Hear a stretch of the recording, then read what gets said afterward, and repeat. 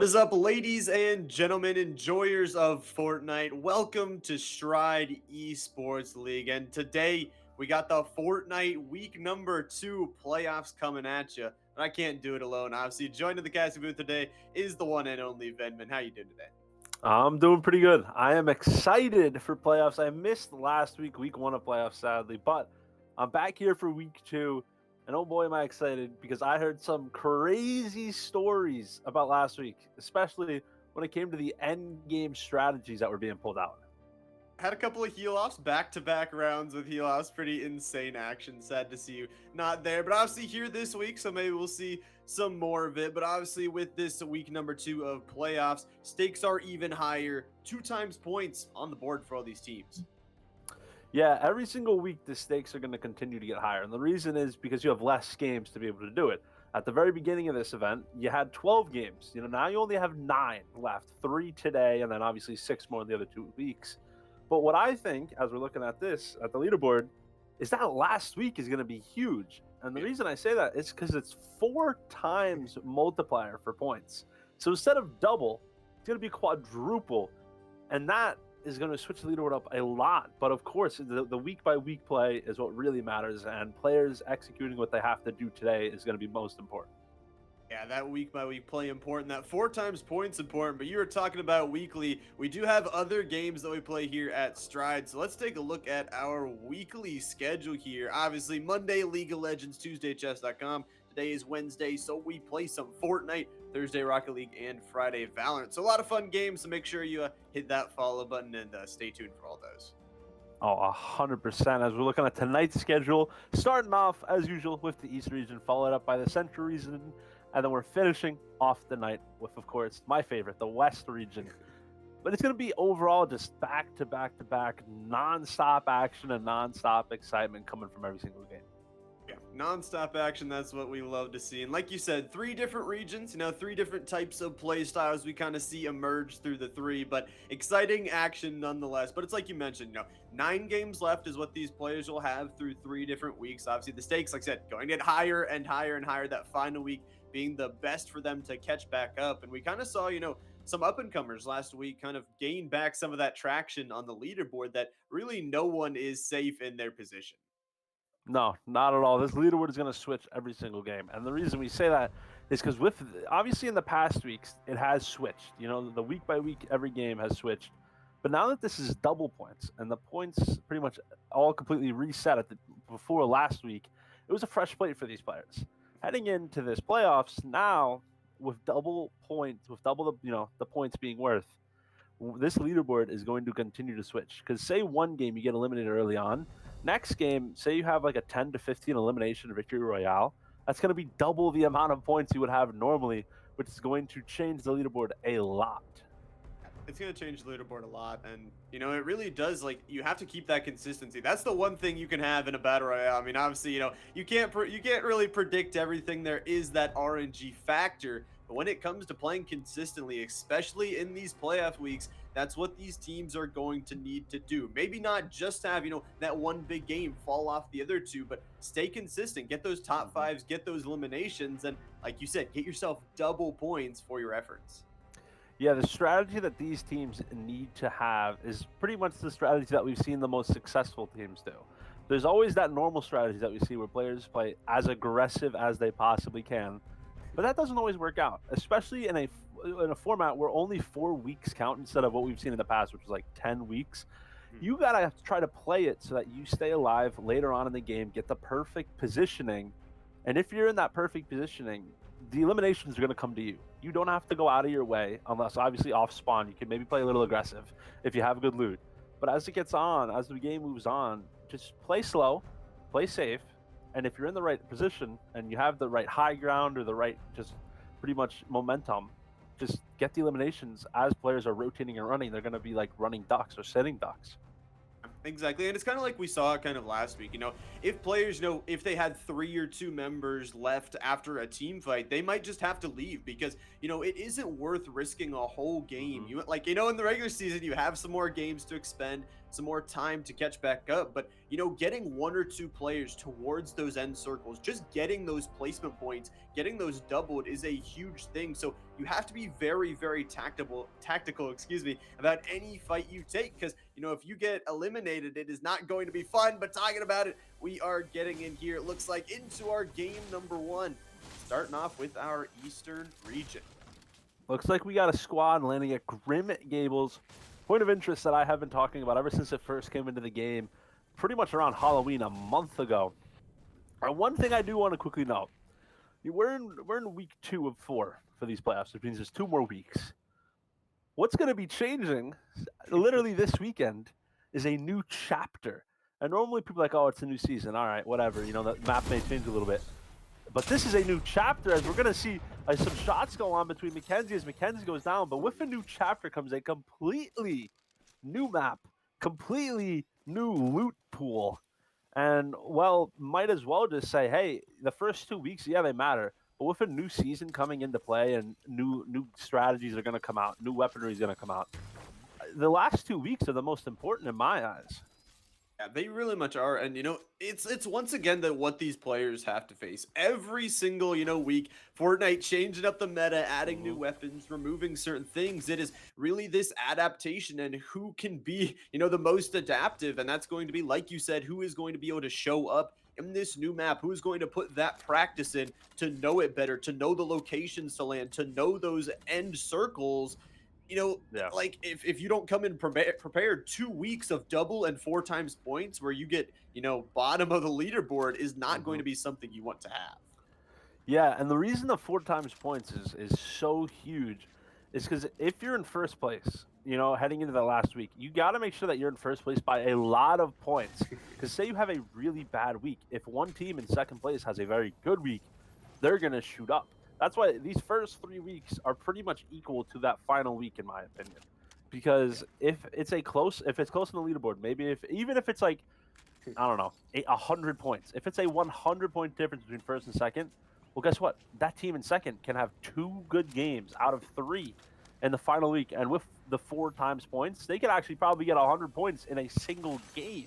Yeah, it could definitely be possible, and it's like you said that not every week can be your week. Everybody drops games, everybody drops fights sometimes. Sometimes things aren't in your favor, but keeping that consistency, making sure you are ahead enough, because like you said, if you go into that final week and you have just a goose egg, if you get like a couple of unlucky lands, it can really come down to, I mean, like you said, it could possibly be over 100 points in one game if a team really Yeah. does, pop off or, get that high placement along with it. And that can be really dangerous. So, you got to just, again, that's going to be, once again, keeping your players alive, making sure that you take the most tactical fights possible, getting yourself into that end circle.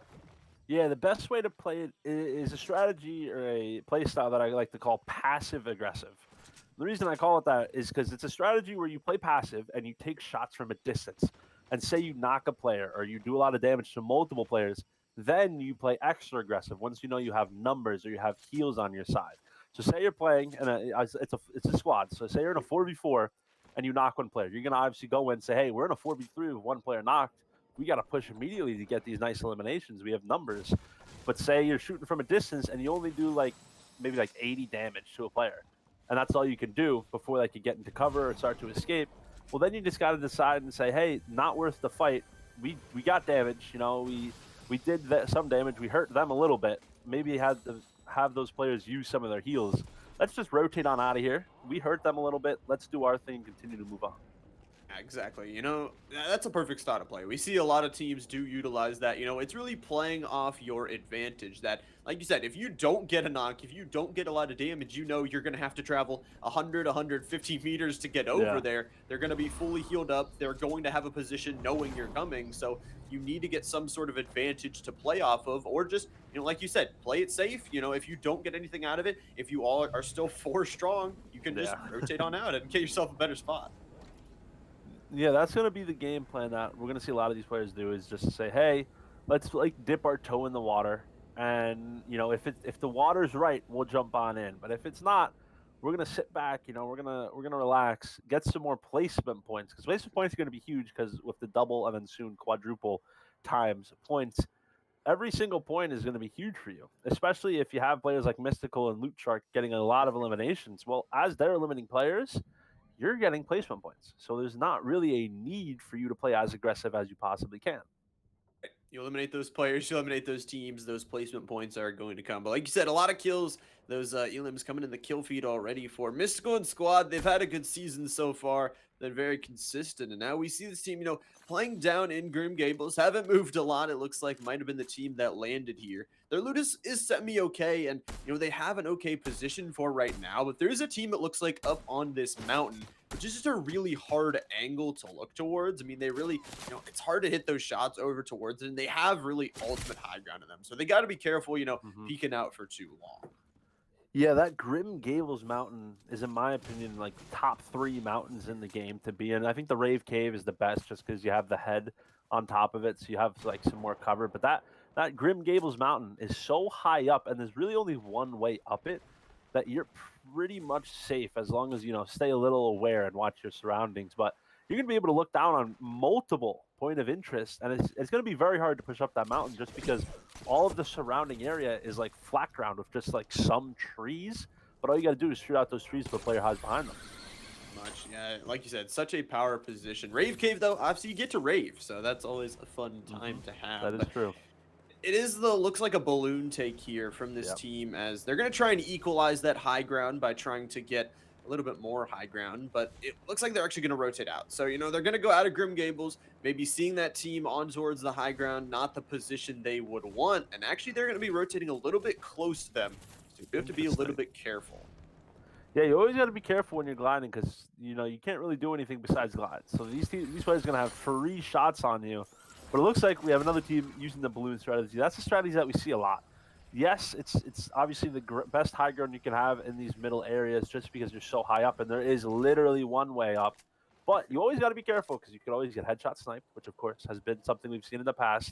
And there's also another thing that we've seen in the past. You don't want to get too close to the edge because it is very easy to lose focus for even like a second. And then all of a sudden, you're falling all the way down off this balloon and you're going to get knocked, and which could ultimately lead to some teams playing aggressive and keying, as it looks like we may potentially have a team playing a little aggressive here, maybe waiting for the right moment. But you see those bubbles go off in the distance. I think these players are just trying to figure out and set in stone what strategy they're going to go with. Trying to set their placement for this end game, trying to get a good spot here. But it's like you said, this balloon, it's really good high ground, but at the same time, with such a flat landscape around you, pretty much everyone can see where you are. So a dangerous spot nonetheless, but going to be held right now as this circle starts to close on in, closing out the Herald Sanctum. And, this team is partially out. They'll only have a short distance to walk to get inside, but, that is just another thing they got to worry about, that if there's a team walking in from the edge of circle on towards their, backside, definitely don't want that. Definitely have to be aware. Like you said, those high ground teams need to pay attention towards their surroundings and make sure that they can hold it down. Yeah, and we were just talking about it, and it just happened as well. Looks like Rob got headshot sniped, but they did use a shield bubble to get the revive off. However, you also got to think you just used a shield bubble, so now you're down one, so you're gonna have to try to find another one, or else you're gonna lose some more utilities for endgame. One thing I also noticed there is I haven't seen a lot of players use it recently, and that is you saw it up on top, the Rocket League vehicle. And that vehicle is very fun to use because not only does it go very fast and will fly in the air, it does what you could do in Rocket League, and that's climb walls and drive up them. That's a pretty insane. That Octane vehicle is a huge addition. But, importantly, we did see kind of last week that some players thought it could carry more players than it actually did. I believe it's only a one-person car. So they thought they tried to get on together, and was a little bit sad for them when they couldn't get that convoy going. So you do have to be careful with that. So you have to take multiple cars if you're trying to go someplace. But it does have that ability to, like you said, climb walls, go fast, get you places. Yeah, if you play it right, I've seen it done a few times, maybe on like Twitter and clips and stuff, but I've seen people like boost up into the air, drive up the balloon, and then like knock off an entire squad off the balloon. So that's something that you're going to have to look out for, as one player is looking out for this team that's staring down at Colbus, as Colbus is going to have to hide in this corner, but it's very hard to hide in this corner because it's very easy to destroy. And you got to be careful, and you got to stay crouched so these players don't hear you. Gotta play in the corn here. A little bit of a tasty field as it is corn season, and we'll see. Like you said, they're easily destroyed, but it is some decent cover at the moment. That team not able to focus towards this way just yet, and it looks like Grim Gable's going to be inside the circle here as a couple teams do start to prioritize it. You see 23 players are still left alive here, but a Oh, goo gun is actually going to do some damage, taking this player down to just 40 shield here. So got to get down into the cave here and try and get those shields off. interesting choice. I like it. Using the mini for 6 more shield. You can never have too much health, of course, as these players are now going to figure out, hey, what in the world do we want to do? They do find a supply drop little thing. I do love this item. I just finally got to use it yesterday. I was slacking a little bit, falling behind, and I finally got to use it. And oh man, do I love it. Being able to choose what you want from a supply drop, whether it be a vehicle or weaponry or heals. I mean, it's just perfect for what you need. And it's very easy to shoot out because normally these supply drops in the air like 500, 600 health. Well, this is only 200. So you only need to use like 5 bullets to be able to get it down on the ground. As now they're just waiting for this balloon to finally drop and this supply drop before they get out of there. And in my opinion, if I were these players, I would choose a vehicle. However, I don't know how they're going to get it out of there if they I know chose we a tried to vehicle. do some predictions last week. I usually said meds just because Mhm. you can never have too many meds. But like you said, a vehicle would help a lot right now. Could get them out of those caves and rotated on in. But we look towards another team that is going to be near the edge of circle here, going to start to close in just 10 seconds. So they're going to have to move. And Yeah. part of this circle is taken up by a large little river. And although it may not be the best spot to hide, it is a little nice little vacation spot. Oh, yeah, beautiful vacation spot. Nice little house, and it's chrome. So if you ever need to sell it, the value probably went up with it being chromified. As now they're just waiting for the right opportunity and waiting to see, hey, where are we gonna go? As it looks like they're just waiting until the zone like is right on their back, and then they're gonna decide to head in. That's the choice. It looks like just buying as much time as they can, and gonna be looking out those windows, checking that balloon. And there is a team up there not taking the shot just yet, waiting for maybe for them to stand still or just holding their shot. Could be important to not let that team know you are in this house. Obviously, if you don't fire any shots, they will only really be able to see you if you move. And now the move going to have to get there. We're gonna have to take this jump pad off and away towards this balloon team. So they got to be careful here, is they're going to be able to look straight down towards them, but they'll find a place in this circle. Nonetheless, they'll find some trees and some mountains to work with, but at the moment, no real cover for them. Yeah, it's going to be a rough area where they're at there. They do have a little bit of a nice little advantage if no one goes up on that balloon because they do kind of have the high ground here, but they don't have a lot of utilities. As you see, Ghost goes down, and that's one of the issues with having no utilities is it's going to be very easy for you to get knocked and get a lot of shots down put on you. But I like this strategy, just executed a little poorly as now this player is going to have to, use as whatever cover they have. But look at that. The boom Oh, sniper no. is in play, the exotic weapon. Yep, gonna fire some shots and start to destroy that tower that they were trying to just buy some time on. Some sniper shots gonna be traded here. That blue sniper rifle going to try and connect. The res actually going to come through for this team, so it is actually going to have to be waited on because obviously there are so many sight lines on towards them right now. Again, a large chunk of this circle is pretty much just water, so no real cover for anyone to play with. It looks like they will still have 3, still living their life here as that team they are still going to have to worry about as they rotate into this next circle. Yeah, this is gonna have to be a near perfect rotate here. I like this choice, by the way, to drop the minis for the supply drop chooser just because, well, now, yes, you dropped your minis, but once you get into zone or get into a safe little area, you could get even more heals. And now, instead of just having minis, you're gonna have splashes, big pops, whatever you need pretty much to win the game. Or even a vehicle if you choose that. A vehicle could be good, possibly some cover from that vehicle Mhm. too if you just want some temporary something like that. But there are sharks in the water here. Do got to be careful. Still a lot of teams though. We talked about this, especially in playoffs. A lot of teams are going to bide their time, wait as long as they can, and get as much placement points. But we talked about this. There is maybe a few buildings, a couple of bushes, and a couple of trees. And that is all that is protecting these players right now.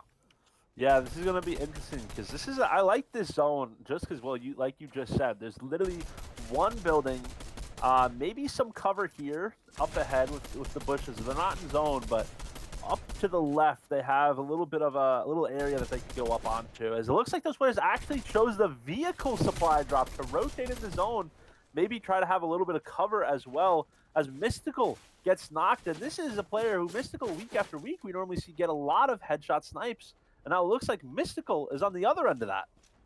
In a little bit of trouble here. They're going to try and stick this resurrection here. They will pop toward a bunker to try and give themselves just a little bit of cover here, just a little bit of protection. Looks like Mystical will be back up. That circle starting to close on in, and now the rotation. It's going to be a fight here. Some nice shotgun shots traded back and forth, but looks like one will fall on the side. Two going down. One looks like from the ring. Mystical falls once again, but you know, it looks like a successful team fight here. Some good eliminations from the squad, and once again, another porta bunker going to be used, and they might even be able to get Mystical up. Yeah, it looks like they're going to be able to just because of the cover from this wall here, unless the Shark tries to play a little thing there, but it doesn't look like it. As now they're going to be able to full heal back up, and all these players who are just down to having one player knocked, well now they have a whole squad ready, and they're all ready to rumble. The only issue is it looks like this player right here doesn't have any sniper ammo, so that's going to be huge because in a zone like this, this should be their game to win. And the reason I say that is because zone's going to hit them last with it being so small, so they're going to get free reign on every single player that's going to be rotating in. They just got to make sure they have some sort of cover so players can headshot snipe them, because if one player gets headshot sniped, it's going to be free rotations for the whole squad. Exactly. Got to be careful. Not much cover, but they will hold the ultimate high ground here in this circle. Like you said, it will touch them last, so able to just pop this keg, able to utilize their time and wait. The time, their most valuable resource at the moment. 12 players still living and breathing here in this final one. One player lost to the storm there, as it's going to tick very, very heavily at this point. But you can see they don't really have cover. Like you're saying, they don't really want to go up top and get sniped, get that risk of them taking a sniper shot. But they're going to have to finally walk around the right side of this building. They're going to have some rocks to play with. They're actually going to get a nice little knock there, able to protect their land. Some shots in towards the water here are beautiful. And like you mentioned, there is no cover for anyone else to play with. Yeah, there's no cover at all. The key would be here to have as many utilities you could possibly have, but no one has utilities. So it's just going to be a shockwave up the height as now Obi takes control of that high ground. And now we're going to see the fight finally go in. Yep, the fight is finally going here, and that circle going to get smaller and smaller and smaller. The res going to come through here from Jacob Gamer. 4 players strong here. Like 4 players most likely on the other side, but another knock with a rifle here. Beautiful from this squad. They are playing these rocks absolutely perfectly. The 2 guns going to rain down here. A beautiful victory royale here from the squad, and we mentioned it. What a huge play of their positioning here. You can see them dancing, enjoying this one because they deserve that. Played it absolutely beautifully. Yeah, I mean, that was perfectly played, especially in a tough zone like that, where it is literally all water except maybe 1% of the zone is land. And they played that 1% perfectly, taking cover behind the rocks. One player played aggressive from the opposing team, but they were able to take down that target almost immediately. And they were just able to look at every other person in the zone and pretty much say, hey, they're just stuck, like swimming in the water. This is free eliminations. Let's get a victory royale. And that just speaks communication to me. Obviously, like you said, that other player, you know, swinging on towards their left side could have been a huge danger if they just took that high ground, able to get some free shots on towards them. But they played those rocks perfectly. They sent a player up, although, you know, trading for it, but able to get that res and able to get it going. Like you said, the free shots into the water. There was no cover. It was all water and 2 rocks. That was the whole ring. Yeah, and that was the VAVA team that was already in first place heading into this week by almost 200 points. It was like a 150-point lead they have, and now they have another victory royale to tally on to their points. Another victory royale for them. But that was game number 1, ladies and gentlemen. We are going to have to take a short break here as we get ready for game number 2. Don't go anywhere. Playoffs week number 2.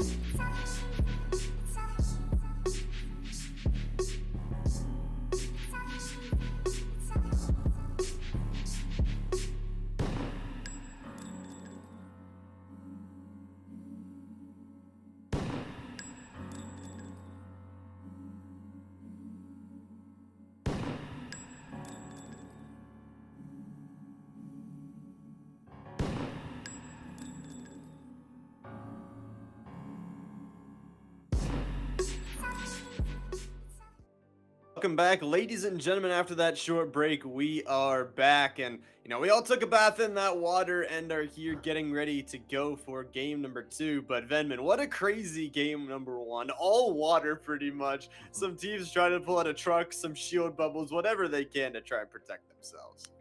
Yeah, crazy zone, crazy end game, and ultimately the key to success was the positioning of that team that ended up getting the victory royale. And the reason was because they were able to play the high ground up on top of that wall, then drop down, use the rocks, and be able to look just at every other player in the water and just get free shots on every single player left. That was ultimately what led them to the success, was rotating early, getting the right spot for them, and then pretty much taking out whoever was there, and then saying, hey, this is our spot now. We're going to guard this one little piece of land and make sure that nobody comes near us. Getting that early rotation off, making sure that they were the team that held the one building that was inside of that end circle. And again, I like to talk about that communication there at the end was just absolutely flawless, making sure that that team that was trying to rotate on towards their left side had no space to work with at all. And then, like you said, everyone in the water was just fish in the barrel at that point. And my question will be, obviously, you talked about they're 150, 200 points ahead after that game. Like you said, 150, 200 points may not be enough going into that final week. So, hopefully they can get some more. Yeah, I think the VAVA teams, their goal, now that they're in first place by about, like you said, 200-ish points, they just got to keep adding on to that this week and next week to prepare for the quadruple points in the final week in case that is a bad week. You got to, prepare now. But these other teams, NCVA and the team in third place, MGLVA, they just got to get as many points as they can to make sure that they're still in the running as we continue to move forward and say, hey, don't count us out. Yeah, we're 200-300 points behind, but all we need is 1 week with a lot of eliminations, especially that could be that last week, to bring us out, to bring us out on top, and that should be their game plan. I mean, no one is out of it just yet here, and we are getting into game number 2, like you mentioned. But everyone just wants to stack up points. You might have an off week. This might not be your week, and there are 2 more to work with. You still have some time, but still 2 games here tonight. Still definitely not over, and some early contests are going through. So that's pretty huge for obviously eliminations. We talk about getting those 2 times points, getting those early points especially, and contests we've seen them before, but Venman, they really seem good in the fact that you just own that territory. You make sure that nobody else lands with you next game. Yeah, no, that should be your game plan. Is a lot of these players, as the weeks go on, their main goal is to defend their POIs, defend the speedway, to represent it, and make sure that, hey, this, we got to get as many points as we can. But if we could also defend our point of interest at the same time, we're going to make sure that we go uncontested every single game. Because some of these players, their game plan might just be, hey, we don't have to take the lead, but if we're within striking distance heading into that last week and we're uncontested at a point of interest, that could really be our key to success, is to get as many single points as we can in 1 week. Yeah. And it also will be interesting to me. Obviously, you talk new map coming up here Oh, soon. The yeah. possibility of contests are most likely going to be very, very high when we get to that new Hmm. map. So it'll be interesting to see when we get into those next 2 playoff weeks, like who can hold down those POIs, who can Yeah. get those first, second, third games where they hold it down and make sure this is our land, this is Yeah. our loot, and hold everyone else off of it. Yeah, I think next week is going to be where that really is a key factor, just because now, we're what, 11, 12 weeks into the entire season, counting the regular season. These players know, hey, someone lands here, someone lands at this PY. Next week, whole new map.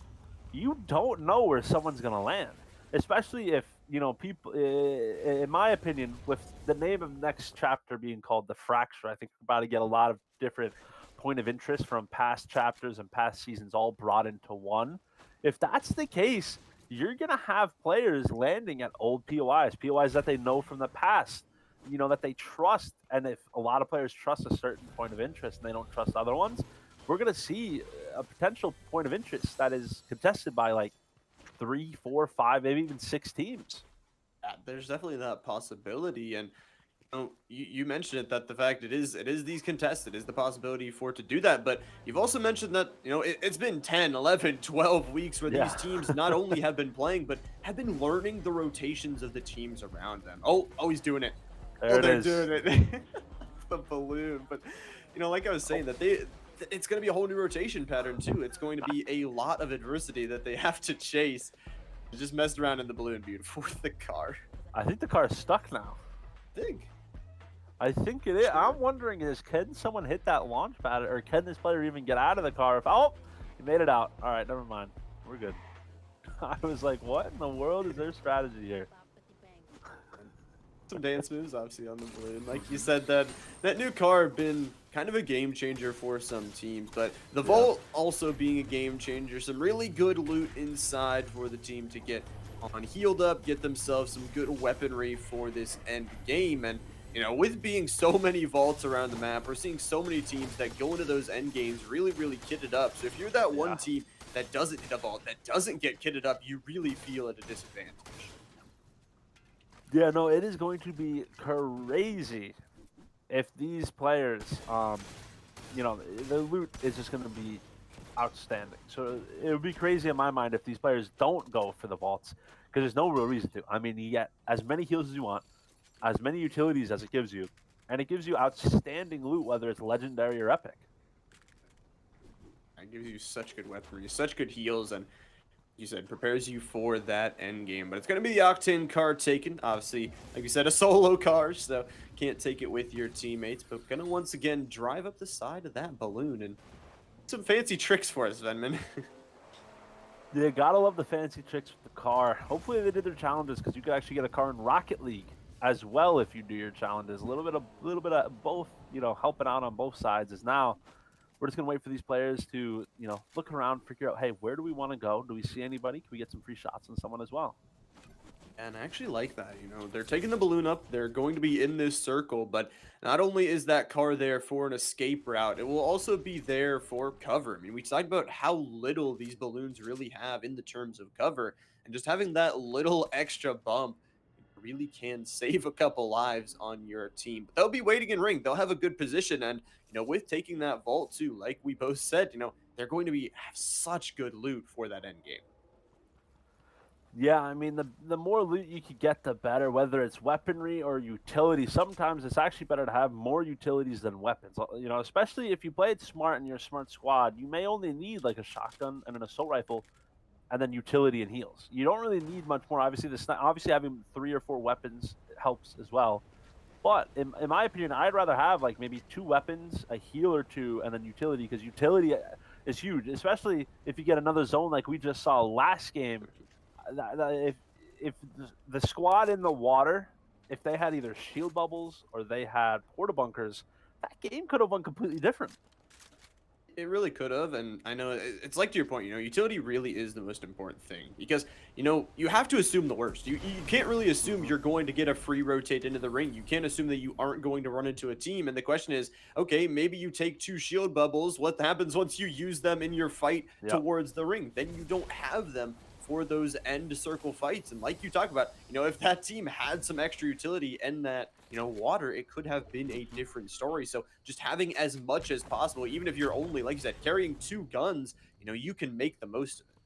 Yeah, in my opinion, it's a lot better to prepare for the worst case scenario than to prepare for the best case scenario. Because if you're prepared for the worst case scenario, you're also prepared for the best case as well. So a strategy for these players maybe is to, hey, we don't need as many weaponry.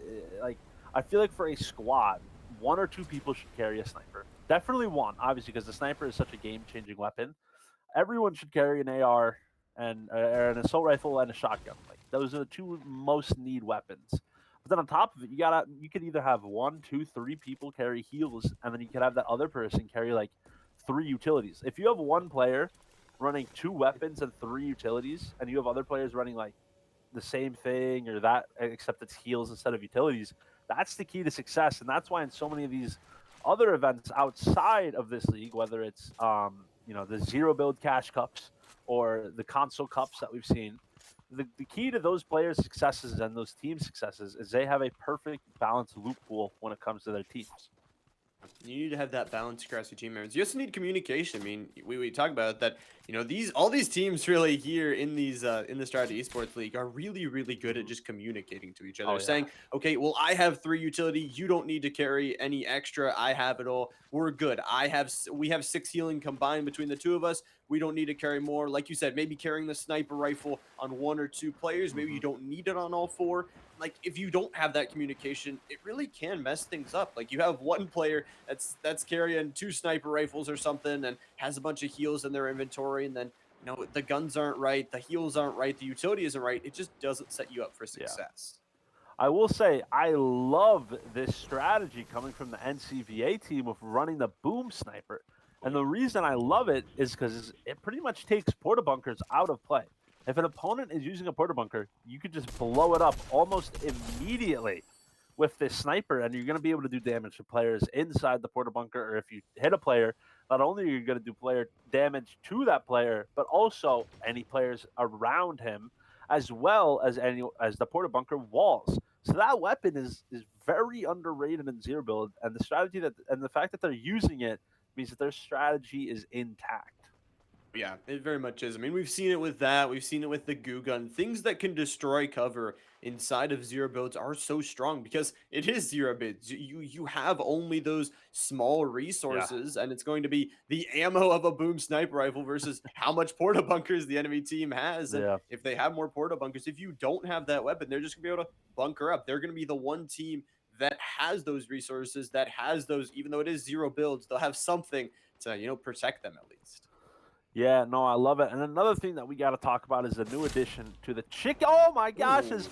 Jacob Gamer gets a headshot snipe on Jaslyn. That is the one thing you can't be caught lacking, and that's standing in the open, especially with snipers in the game, or you were going to pay, as this player definitely paid, as here comes the revive. But as I was saying, one thing that was added into the game this week or very recently are the mythic or epic chickens. And they've been in the game as down goes Jazz as well. As see this player just pushing as fast as possible. And now there's only 2 players left. And what are the odds that it's mystical Jacob Gamer and crew playing as aggressive as they possibly can? The shots are coming in. They're going to wipe that squad cleanly. But these chickens, the reason they've been in the game for pretty much the entire chapter, a little bit, maybe like 2 or 3 seasons, and they've very low spawn rates. But now, with it being wild weeks, and they like to change the game in wild weeks, they are spawning insanely high.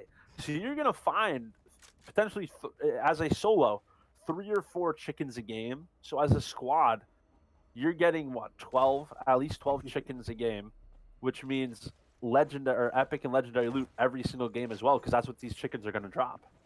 Yeah, that's what they're gonna drop for you, and it's beautiful. We talked about that. You have to be looted up. You have to be ready for Yeah. those end games because everyone else is going to be, especially like you said, Wild Week. All those chickens going to be Hmm. available. So much legendary and epic loot available for the players. But I mean, we got to talk about that team fight for a second. Like you were talking about, do not want to stand out in the open, especially Hmm. with a sniper rifle on Jacob Gamer. Beautiful shot, beautiful connect, and then they just walk in, playing off of that advantage. We talked about that in game number 1, but as soon as they got that knock, they gave them no time to get that reset off and just, walked on into the fight. Yeah, no, they played it perfectly. They literally tested the waters, like we said, and that's why they're doing so well, because they got the knock, they waited, they got the knock again, and did a lot of damage to another player, and then said, hey, we're full sprinting into this. We can get a lot of eliminations. Let's do it. And they did it as well. So this is a team that, I mean, we always say to look out for, and I think now they're finally coming to play and saying, hey, we're going to do whatever we can to get this victory royale. They're looking to get in their final form here, but this final circle looked like it's going more towards the reality tree area. Looks like some high ground and some other around here, and still 16 players still living their dreams out in this circle. But there are some porta bunkers on the other side, but it looks like Jacob Gamer once again is looking with this sniper rifle, looking for another headshot. Yeah, I think Jacob, though, has to regroup with their team here and go on top of this reality tree. Just because it is the highest point in the area and it has decent cover looking down on teams. So now they can look down on every single other team here and say, hey, we know, where you guys are. It just is how long will you wait until you have to rotate, because these players are going to be able to freely look at everyone else, and they're going to be able to rotate off of this tree as well as, oh, I was expecting a headshot snipe. There it is. They Oh. get the headshot snipe onto Pavones, as now they're going to wait and say, hey, maybe let's just get some shots on these players. We did a lot of damage. Now we know they're going for the revive. Let's see what we can do. We'll see what they can do to try and finish this fight. Another huge headshot, though. You were predicting it. Connects there. I think importantly, though, this is a really smart decision from them. They know that most likely that res is coming through already and just going to take some shots, not trying to give up their cover here.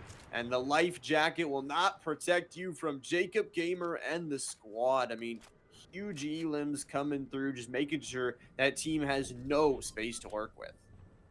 100%. As I mean, the sniper shots are on point, hitting shots left and right, knocking players left and right. Now, there's now 13 players left. However, these players got to get moving. They got to rotate off of this tree and up the hill. Actually, they don't even have to go up the hill. They could go inside the cave, which could be a sneaky play here, as it looks like that team is actually doing that.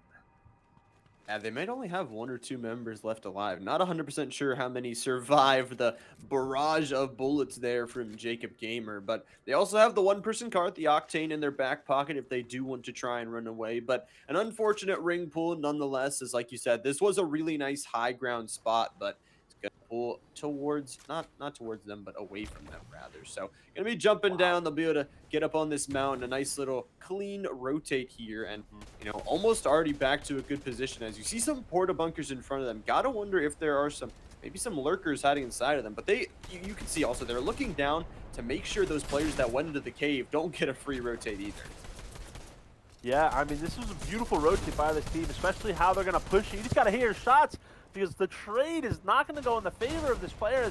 Look at the teamwork by Mystical and Jacob getting in there and getting a lot of shots. Jacob goes down, but they end up getting the knock and the elimination.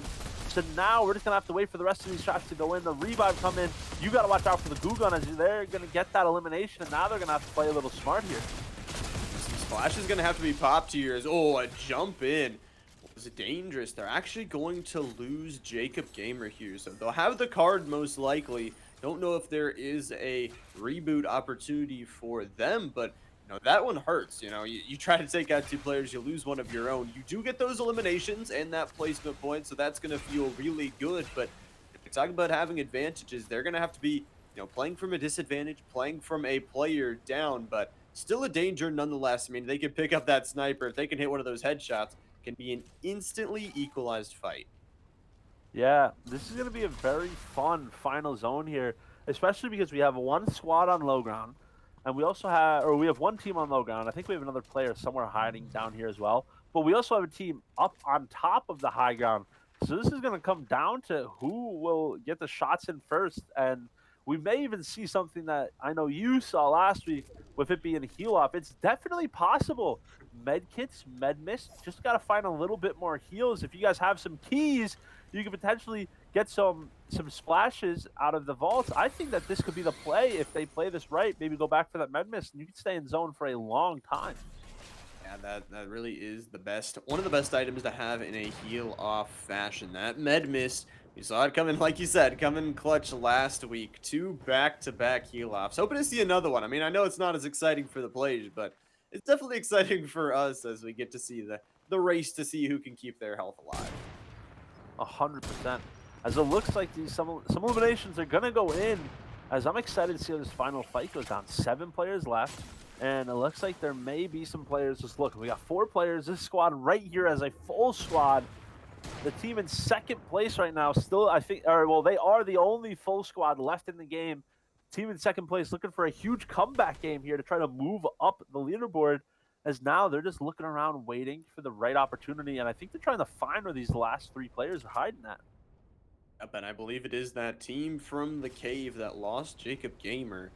They're going to be down to just 3. Will be a 4v3 like we talked about, but do still have to be careful. Any one stray sniper shot can take it immediately down to a 3v3. Just dancing here in the porta bunker here, it looks like, and it's just going to be, that's the play. Trying to not make noise, trying to survive as long as possible, get those placement points, and living the dream here. Yeah, I mean, this is how they're going to do it, and it is possible. We've seen it in the past. I think the strategy for Uzyra here as a solo is, if I am correct, it's a 4v2v1, and it's to hope this squad doesn't find you, so that this duo can push. Maybe you get a knock or 2, and then it could be a lot easier. However, the shockwave plays are coming in. You got to get moving. You can't just stand still in a zone like this. Oh wait, this might work. I don't think it's going to. Sadly, finally they find that knockdown. Was a beautiful little tree hide for a second, and it's looking good now from NCVA Fear, NCVA Saturn, and the squad, as only 2 players stand between them and a victory royale, but I don't think they know where those players are. Yeah, remember, it's a 2v4. 2v4 is very possible. I think they're going to finally soon start to find where the squad is. I don't know if the cave goes under where they are. So this team is going to have to come out of that entrance eventually. And I'm excited to see how this final zone plays out. I think the best play for the duo down there is a shockwave up onto these players and just go for them head on. That's the best way to do it. Maybe get a knock from down below. You see some shots are starting to get in. And now we're going to see some explosions go down as here comes the first shockwave. But it's not going to be enough as now it's a 1v4. A 1v4, and it is not looking good for the team on the low ground from the cave. They tried to play your strategy, but this team on top, great communication, absolutely waiting for that shockwave to come through. I don't know if there is still space in this cave, in this circle for that one player. Yeah, maybe just a tiny bit. Finally going to shockwave up here. It's going to be a 4v1 and cleanly done by the books. A good finish here. And a victory royale here from Fixios, NCVA, Saturn, on to the squad. Yeah, team in second place, getting that huge victory royale, saying, hey, we're still in this, don't count us out. And they proved it right there with a huge game and a huge win for them. Played it perfectly, held the high ground, pretty much moved as one unit, taking down any single builds in their way, and they ended up coming out on top.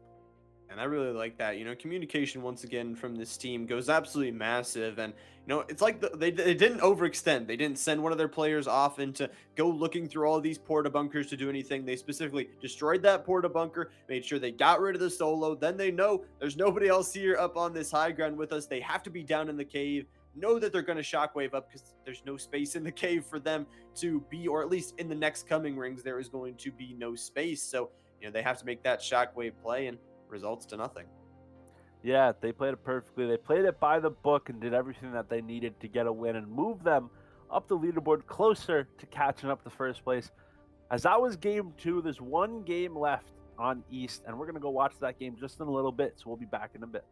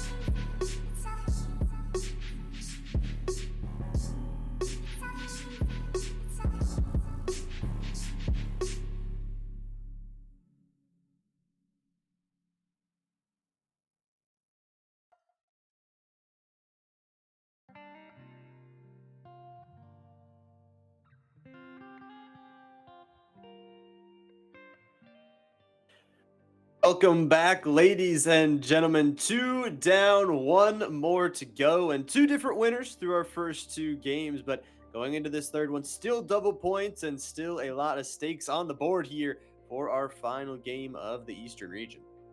Yeah, it's going to be exciting. We had two interesting zones for the first two games. We had a pretty much all water zone, and then a zone with a underground layer and a above ground layer. And ultimately, the team above ground came out on top. And not only that, the first place team won game one. The second place team won game two. The question now is, will the third place team win game number three? Possible. It must be fate. I mean, it has to It be. must be, yeah.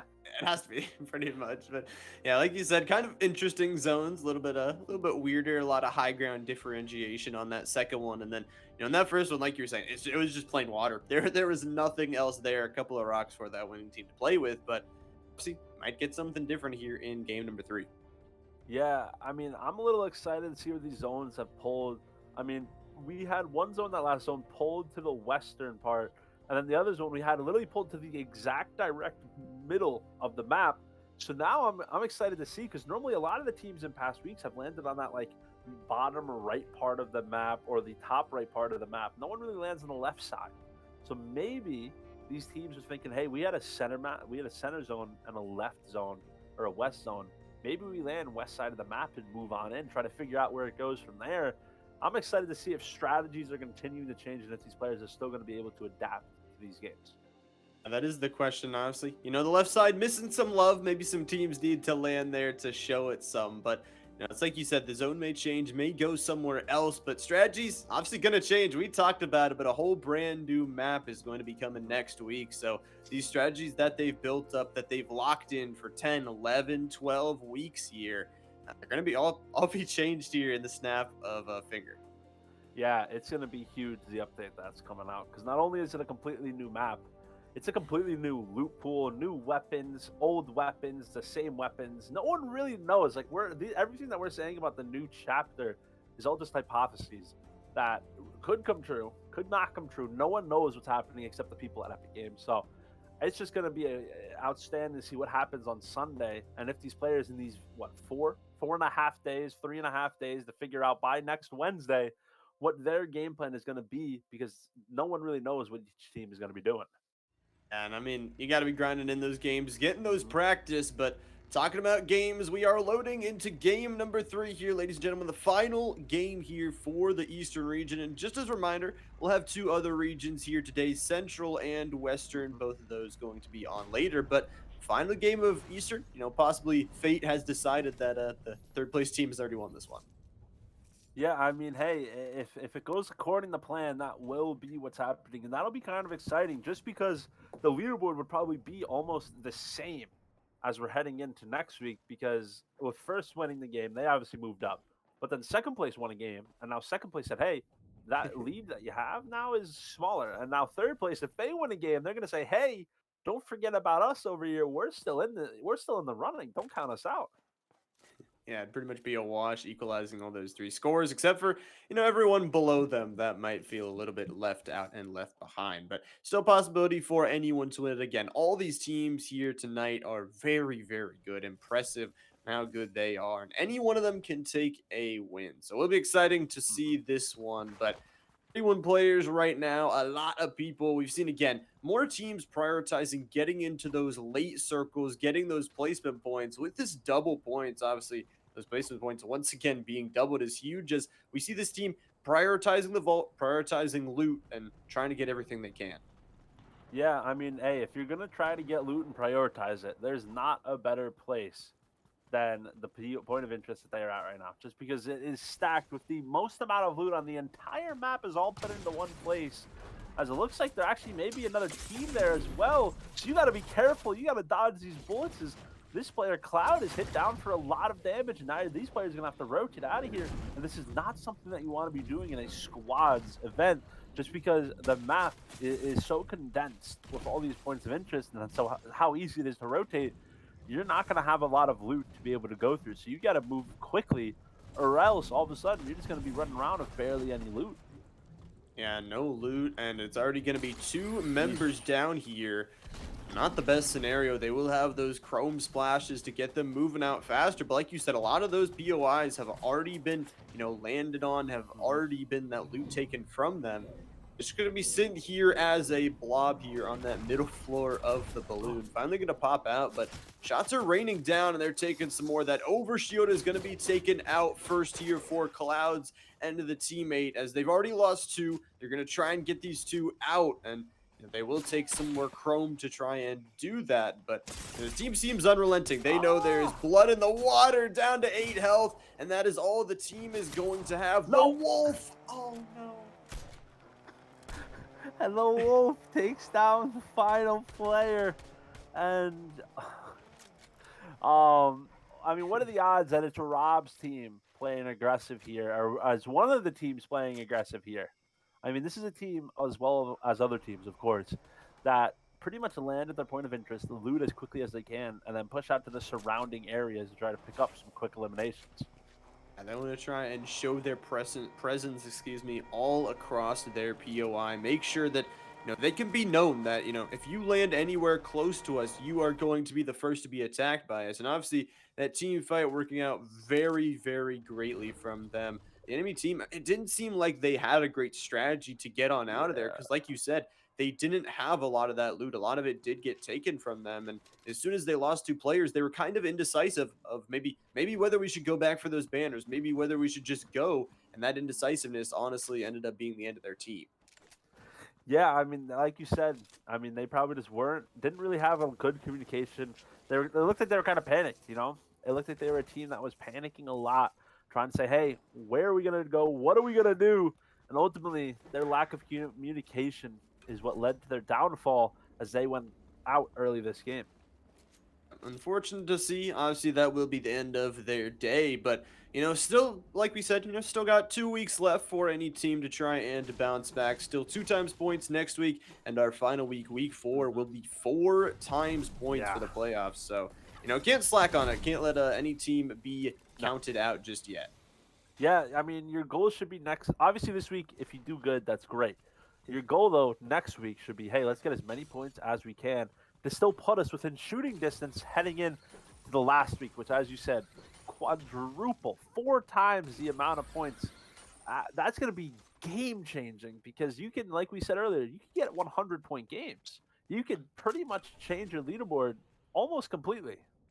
Yeah, you can go absolutely nuts, and we also talking about new map is going to be randomness. I mean, new rotations do Yeah, everything. It could be really anybody's game if yeah. you decide to take it. And you might not have that team that's been bugging you all season long on a contest right next to you. You might not have them right there with you. So all new possibilities for a lot of these teams. Yeah, and like not only that, but like you said, new loot pool, and of course, who knows how you're going to be able to move around the map? Certain cars might not even be in the game for all we know.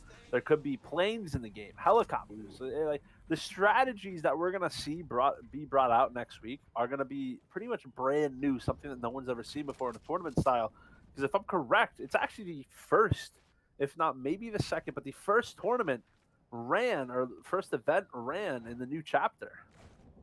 Exactly, going to be that first event, I do believe. And it's like you said, we may not even have cars, we may not even have some of the things. Honestly, I'd expect these balloons to get taken out, honestly. Yeah. We don't know what's going to go on with them. We don't know what's happening just yet, but they've been a real power point throughout this Mhm. entire season. They've been a real thing that teams could just use to gain that high ground. I think Epic's really seen that, and I think they, kind of want to change that to be more natural landscape type fighting. Yeah, I mean, a lot of players just decide to say, "Hey, let's just go right on top of this blimp. Let's look down on players. Let's get shots down on players." And ultimately, that's been a big key to success in a lot of eliminations, especially when it comes to rotating. That has been another big part of it. Is they're very easy, and able to rotate around the map with these balloons and gliding. So I'm excited to see what they're going to do. Is one thing that excites me is this team right here of Nige and Grace playing as a duo in a squads event. Normally, this is a team that we normally see as a squad. Looks like they're only able to field 2 players for the playoffs this week, and I'm excited to see how they do as a duo. Yeah, that just makes me happy to see. I mean, even like you said, not being able to play as a full squad here, still sending these two players on into the fray to maybe, still get some placement points, still get some points for the team as they still have 2 weeks of playoffs. left, and that's going to be huge to try and get them something. Right now, they're sitting near the edge of circle, but still two players. You talked about it last game. That two players can really do some damage if you overestimate them. If you think it's going to be a free fight, if you think it's going to be free eliminations, they could smack you right in your mouth. Yeah, no, they could definitely do that, and I'm excited to see what they do here, just because this is a team who we've seen every single week. We always talk about playing consistent and clutching up as a duo or solo, and while this team is the team that every single week we say, "Hey, this team normally clutches up," and normally even just playing as a solo gets a lot of placement points. So them as a duo, don't count them out, especially because they have one of the fish sticks that they hired to work for them on their side. At the fish defense, the special protection there, hopefully able to get it. But as we take a little bit closer look at this circle, it looks like Rave Cave is going to be around where this final circle will be for our final game. And like you talked about, Rave Cave has a really high ground at that top with this top head here. And it's a little bit dangerous. There is some shots that do trade back and forth here from this NCVA squad, but once you have that high ground, it is really easy to hold if you are paying attention to your surroundings. It looks like there's already a team up there, so it's gonna NCVA, they're just gonna have to hold this a little bit lower ground. Yeah, unless they get a crack there and decide to push. I mean, if you do enough damage, it may be worth pushing up onto this team and trying to take that high ground. Really could be. If you get one of those knocks, like you said, playing against that advantage, playing against a knock, I mean, you can immediately jump up. I mean, we talked about, when you get a knock from 100 or so meters away, it's hard to really engage on towards that fight. But if you get a knock and they're 10 meters away, one zip line up in a predictable spot, I mean, really change the entire team fight. And I mean, you got to also imagine, we talked about that there are a lot of angles from the Rave Cave to look down, but that means there's also a lot of angles to look up. So if any other team hears this, noise that is clearly going on and they look towards it, could be not in their favor. And NCVA Saturn is actually going to get the first knock in this fight, and they're going to get the instant elimination. Good teamwork and coordination from this team. And that might be what they just need to go on up. It's what they're going to do. They're going to pad on up here, and they will get this high ground here after a beautiful fight. Yeah, I mean, they played that perfectly to be able to take this ultimate high ground. We were talking earlier, hey, if there's two mountains you want to be on top of, this is the #1 mountain. I mean, the Rave Cave mountain is so high up, you can look down on every single opponent, and you're on top of a teddy bear head where there's only one way up, and that's hitting that launch pad. So you're going to have a few seconds to react to somebody sneaking up on you. And actually, the only way up into the head itself is by hitting that one singular zip line. So players are going to have to pretty much put themselves at risk trying to push this team, because they have to ride the zip line, which means the squad can easily fry you. And then they can only go up one by one because, well, it's a zip line. Exactly. It is really hard to get up and contest this. But from this team that retook, NCVA was a great job to, be the team to push forward, be the team that, as soon as we said, like we said, if they get that knock, it is an immediate take of that high ground. And it wasn't just a knock for them. They did good enough to get the full elimination right after they got that knock. So prioritizing it, forcing this team into a bad situation. And I would also like to give credit towards that other team. They played it smart. They didn't just sit on this high ground as 3 players. They made sure they got the banner, they got out, and I believe that player was rebooted. Yeah, I'm pretty sure it was a rebooted player, and that is huge for them to be able to get that player back in the game. And now they're in a perfect position to potentially win the game. They do have to rotate a little bit, but they're in the best spot to rotate out of, as they're just going to be able to hit that launch pad and glide right on into zone. Able to glide. Obviously, you got to be careful. We talked about it. Gliding, yeah. is a nice way to get in, but, can take a lot of damage because you can't shoot back. You are a very open target, but it is a nice little way to get into ring. Now we're looking at our winners of our first game, Jacob Gamer and Company, coming off that second place finish off of last game. And they're kind of an interesting spot here. They are out in the ocean, it looks like, and trying to rotate closer in towards Rave Cave. It looks like going up towards the mountain, trying to prioritize this rotation before anyone else really gets over here. Yeah, and this is the perfect play for them, being able to take the high ground in this zone, and now they're going to be able to look down on anyone else rotating or look up at anyone gliding in and get as many shots as they want onto players, because this is what their game plan should be, and this is what's going to lead them to victory. That's what they're hoping here. We'll have to see where this circle does pull, if it once again cuts them out, or if they will be inside of it. But 50 seconds is what it'd be. Some boulders rolling down the mountain, and I gotta be careful of those. But yeah, obviously the team going to have to rotate, like you said, off of that teddy bear head, have to glide on into this one. But a gas station is not going to provide a lot of cover here. A car also going to just take some shots, even though it may not have a player in it, just destroying that escape route. And actually got to be careful here, as one of the players, it looks like, is going to be knocked down. So got to be careful, got to make sure you get those heals up, because you could definitely try and push. Yeah, and like the best way to play it is just to make sure you take smart peeks, and of course, keep moving. You don't want to be sitting still and get headshot sniped, because you could lose that high ground almost immediately. So they just got to keep moving, looking for players to fry together as a squad and be able to take the shots together. As here comes some utilities. You got to be careful with those tires, though, because they will do fall damage if you hit them. Got to be a little bit careful. But, you know, setting up the cover early is good. Like you said, they're going to be able to watch as all these teams start to raid it in. And you can see this circle, you know, pulls pretty much in their favor. There is some other mountains in this upcoming circle, but they will have a lot of cover, and they just have open shots right now towards this gas station team. The sniper rifle here in the hands of Mystical. I know you mentioned how many times before we've seen Mystical hit those headshots. It is insane. So that could really be a game changer. But Bing Bong and the squad are actually going to be the ones first in that elimination feed, and they're going to be getting, you know, a couple back and forth knocks. Yeah, and that looks like that's what's probably going to be the game plan here, is just to continue to get knocks and wait for the right opportunity as another 100 shot comes in.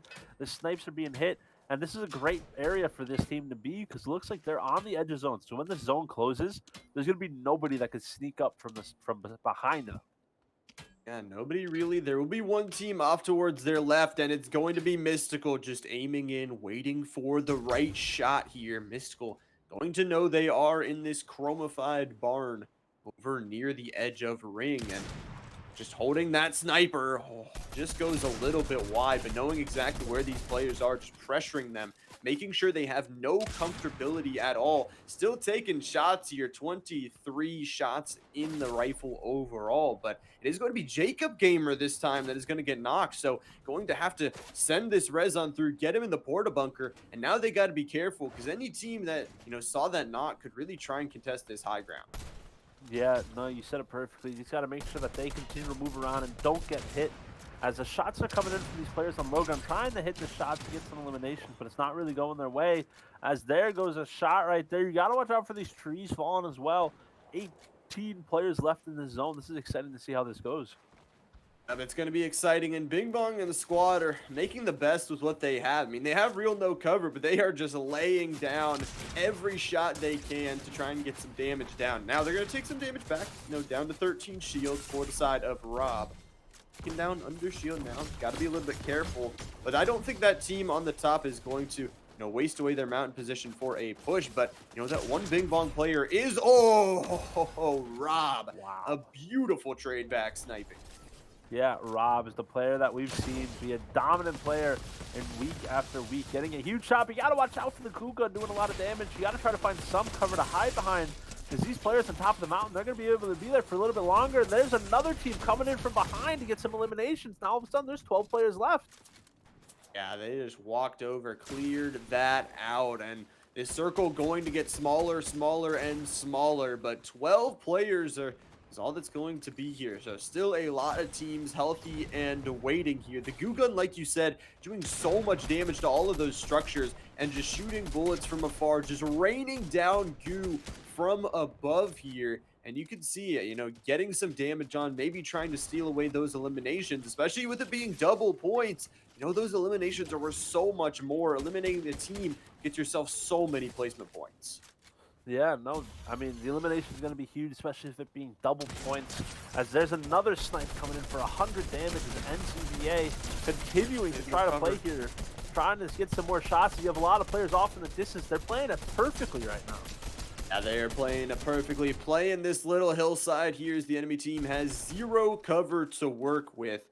They're just going to be still 4 strong, able to walk up the mountain just a little bit more. And it's going to be a push from the other side, but MCVA Saturn going to get to there. Gugun going to do a little bit of damage, so they got to be careful. Now it is a full-on fight. It looks like the tree only going to protect them for a little bit. The bush where they look to hide, but a beautiful headshot snipe from Saturn, now just sending out some more things here, getting really good damage in a clean team fight so far, sending them up in the air. Oh, it's beautiful. Wow. They're playing this perfectly, as now it's a 4v2. I love the play right there with the crash pad, sending those players from cover up into the air so they can just pretty much yell and pull and getting shots off as they end up getting the victory royale for a lot of eliminations. They were in second place heading into this week, but with 2 victory royales, you know, that 200-point lead that we saw after game number 1 is going to be a lot thinner.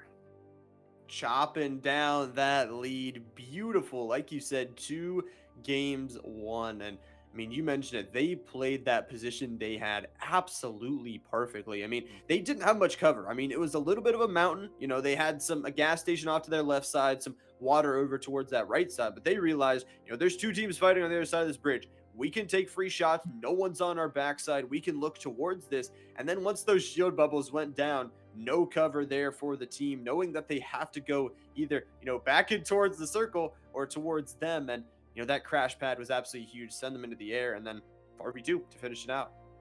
Yeah, you know, after that first game with that 200-point lead, we were like, hey, they're starting to, you know, pull away. But NCVA said, hey, don't count us out. Back-to-back wins with a decent amount of eliminations. Both games is going to be huge as we're moving on to the now central region after a short break. But East, outstanding, did not disappoint, and overall was a thrill. Was a thrill for sure. But like you mentioned, end of the East week, you know, they will have 2 more weeks, 6 more games, and possibly, you know, on that new map, a lot of new strategies to unfold. But like you said, we are not done just yet. Central going to be coming up next. But ladies and gentlemen, we got to get a short break. We're going to set that lobby up for you guys. Thank you all so much for watching. Stay tuned, and we'll be back with the Central region.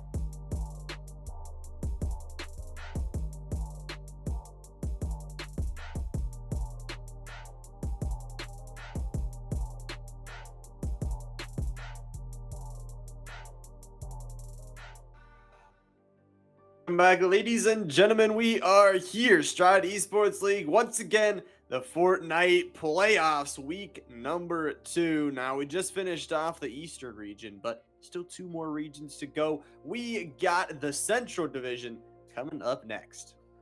Yeah, the Central Division is going to be super exciting, and it's a division that I personally love to watch. I mean, I love all 3 divisions, but Central is always thrilling just because there's not a lot of difference between, on the leaderboard and normally skill level when it comes to teams in first, second, third, fourth, fifth.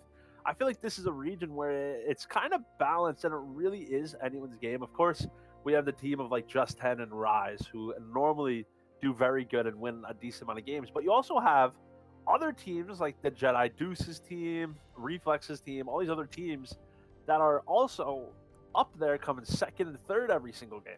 So they're also still in the runnings. If they have one good week where they pop off, they can shoot right up into first place. And they really can. They can shoot right on up. And you talk about such a close leaderboard in this region that, there's a little bit less teams, but it also makes it so that those placement points are ever so Oh more yeah. important. I mean, you fall at one place in the top 5 out of those 5 teams, and all of a sudden, that double points is going to mean a lot of spread between those places. So, we see a lot more from the Central Division, a lot more of that placement type style, going for those points, getting the first rotation off. Obviously, new map, we got to talk about it again with those. They're going to have to learn those rotations, learn where those rings are going to go, and see where they want to land for this next couple weeks. Yeah, that's why this week is like that much more important because this is the last week where you're going to be extremely comfortable. You've had months to get used to this map, figure out the loot rotations, figure out where you want to go. Next week, you're going to be in a whole brand new area, and it's going to be a little tough to try to adapt and overcome. That's where we're going to see a lot of players start to adapt. But when it comes to being comfortable, this is the last week. You're going to really be extremely comfortable just because you're so used to the points of interest. You're so used to everything that, you got to try to get as many points as you can just in case next week is a little rough. And like you said, comfortability is really what it has been. Again, we talked about 10, 11, 12 weeks that they've been on this map, that they've been able to learn. Also, like we talked about, rotations and contesting has been one of those things that you might take for granted because you've been playing it so much that now you know it by heart where all these teams do land. And going into this new map, it's going to be a whole new thing, especially with 5 teams, especially with a smaller group. I mean, contests mean that much more. I mean, you lose a player, you lose a team off a drop. We talked about how big those eliminations and those placement points can get. I mean, it's a team out of 5 that is just so huge. Yeah, and we've said it in the past. Yes, eliminations are only worth 1 point. But if you eliminate a squad, that's 4 points. Now, with it being double points, you're getting 8 points per whole squad elimination, as well as potentially up to over 40 points. You pretty much have over 40 points you can get just for a win. And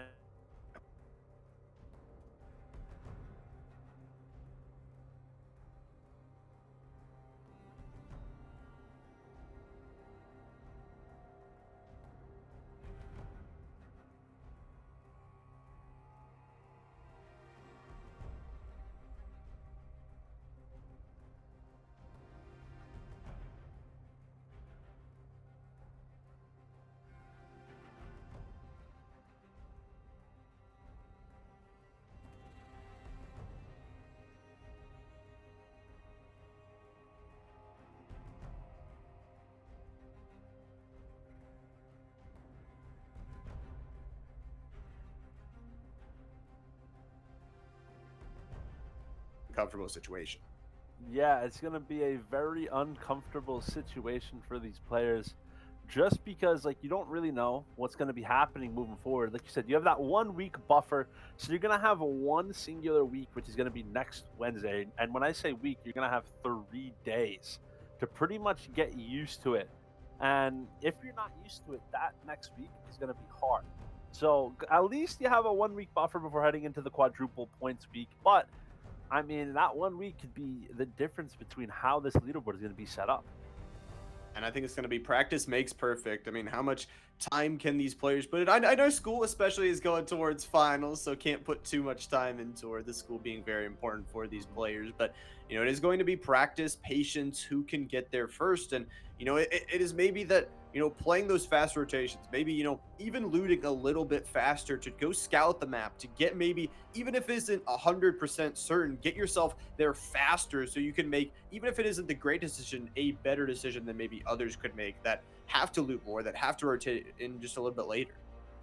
Yeah, 100%. It's going to be thrilling and exciting. I mean, this week and next week are going to be extremely important just to finalize that leaderboard heading into the fourth week, because that's what ultimately is going to be a huge game changer. But with double points, I mean, anything can really happen, especially in a smaller lobby. Like last lobby, we had like 40-ish players. This lobby will probably have between like 20 to 30.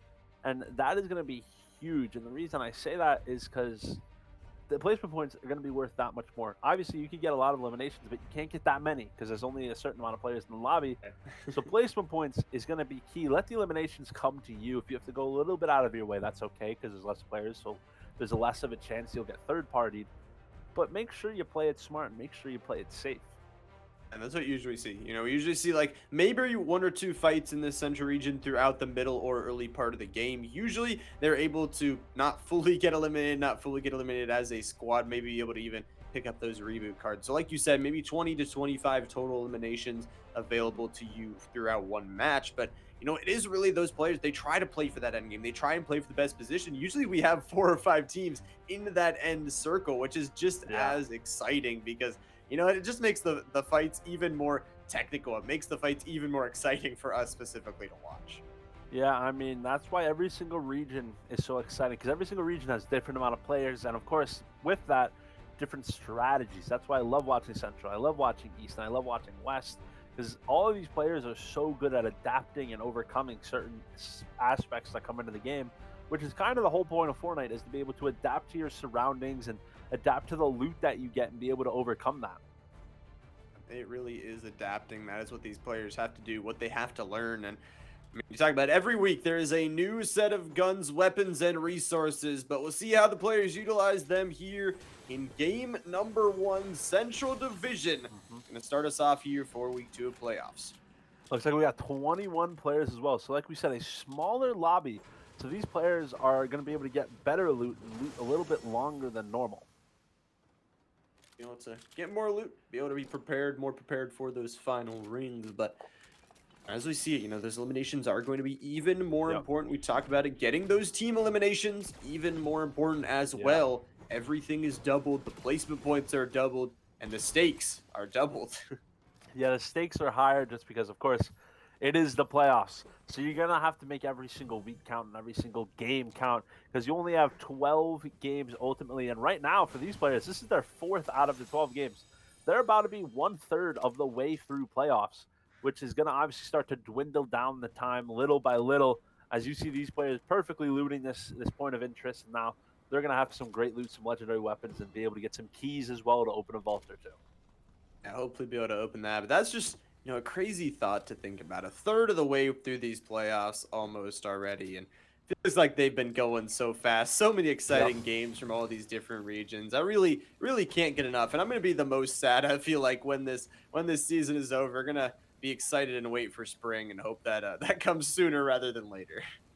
Yeah, I know, especially a lot of these players, they've been playing for so long, Now that this season is ending or coming to an end, especially with the finals coming up and the playoffs coming up, the playoffs happening, I mean, these players are going to head into their winter break and be like, I don't have Stride eSports to do. What am I going to do on my Wednesday afternoons or my Wednesday nights now?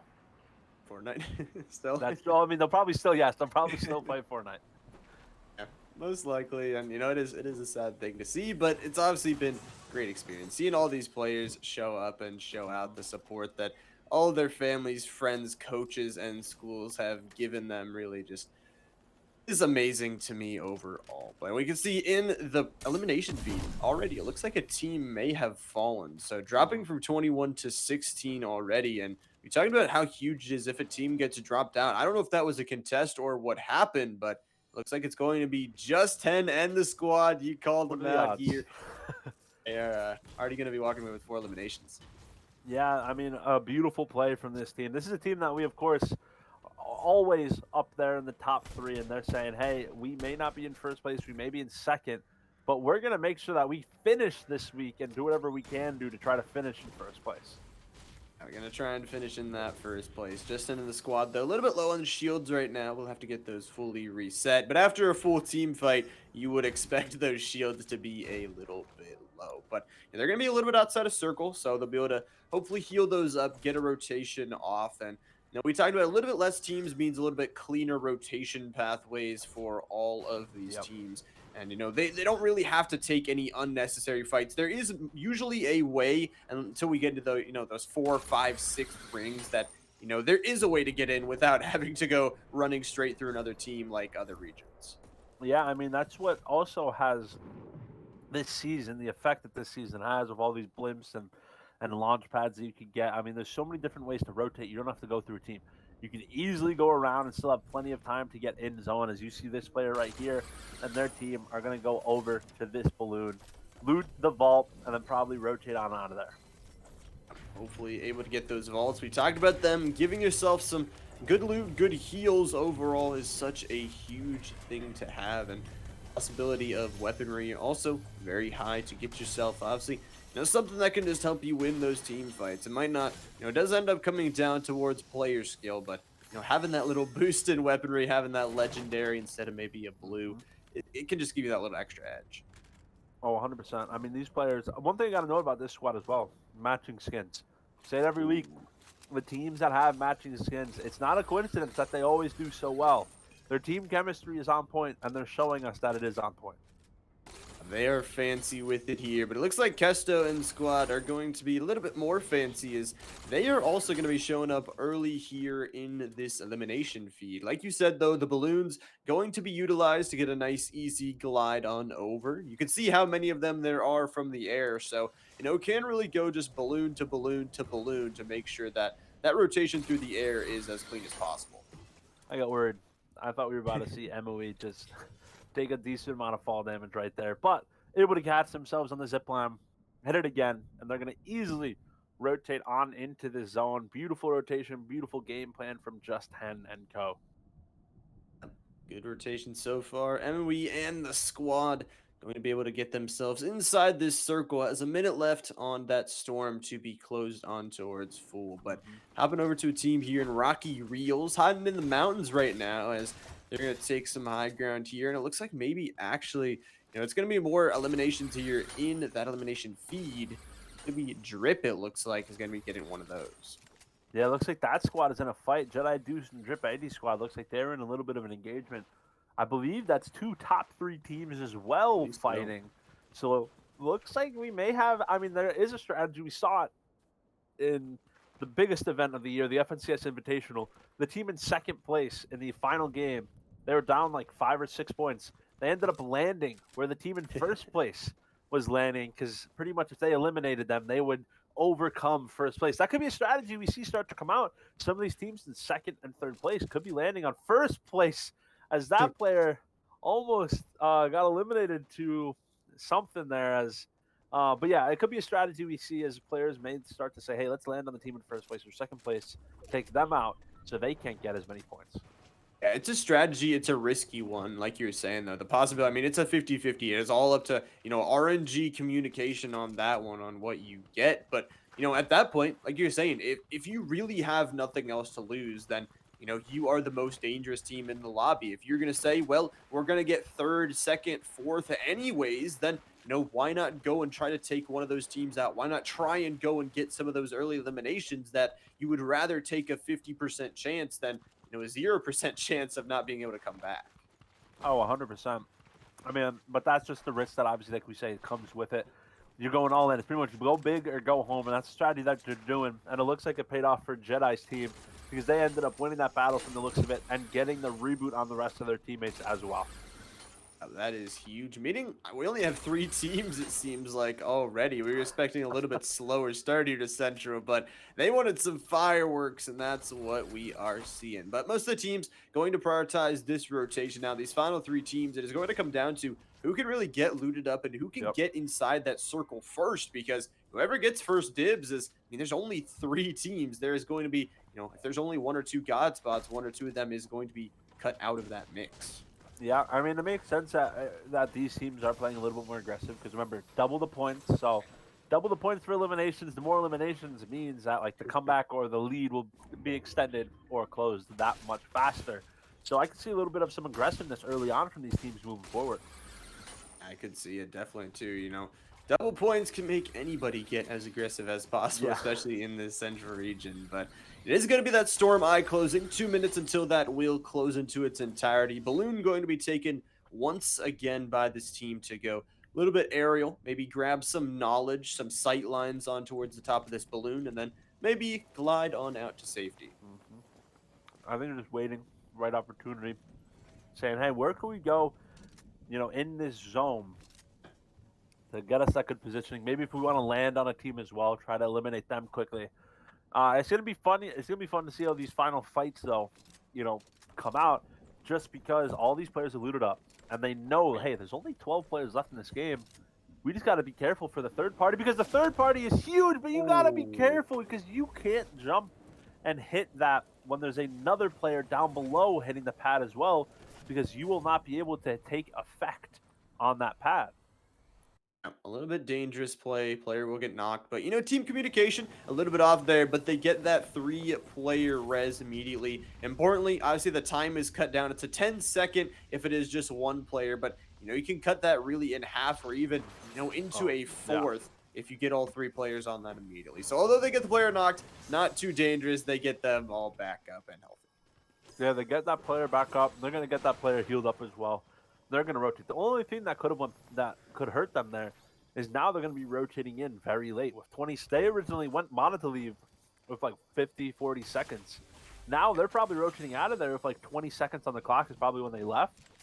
So it's gonna be hard for them to rotate because now they're like 40 seconds behind schedule just because they had to wait for that player to get healed up and they had to wait for everybody to hit the zip line as well. So that could potentially ruin their game just a little bit, just because, well, if they wanted to get to a certain point, well, guess what? That 40 seconds could have allotted for another team to get that spot. Yeah, that's very true. I mean, that stalls out their whole game plan. And importantly, like you were mentioning, they had to wait for the player to heal up. Those heals being used that they may not have for this end zone. The more damage they take, the more damage they're going to have to heal up. So do have to be careful of those total overall resources. But looks like it is going to be the Jedi team who's going to take a house here, take a portion of this ring so far. But they're going to look on forward here. The circle, 50 seconds until it closes once more, but they have a nice little peek here towards this gas station, and they want some aggression here. Yeah, I mean, they're a team that we know will play aggressive this weekend. Well, they certainly are, as they're getting a lot of shots onto these players rotating into this gas station. And I'm excited to see how this fight plays out and how Jedi Deuce and their team plays this, just because they know that team is on the back of zone. They can't really rotate anywhere, especially with the positioning. As it looks like they're actually just going to play as aggressive as they can, try to get in. As it looks like that player almost hits the headshot snipe, and the shots are being traded. Hits for 42. That player is going to be one shot, and they're going to get knocked. As there's the teammate, but didn't get there in time, as that is going to be a huge elimination.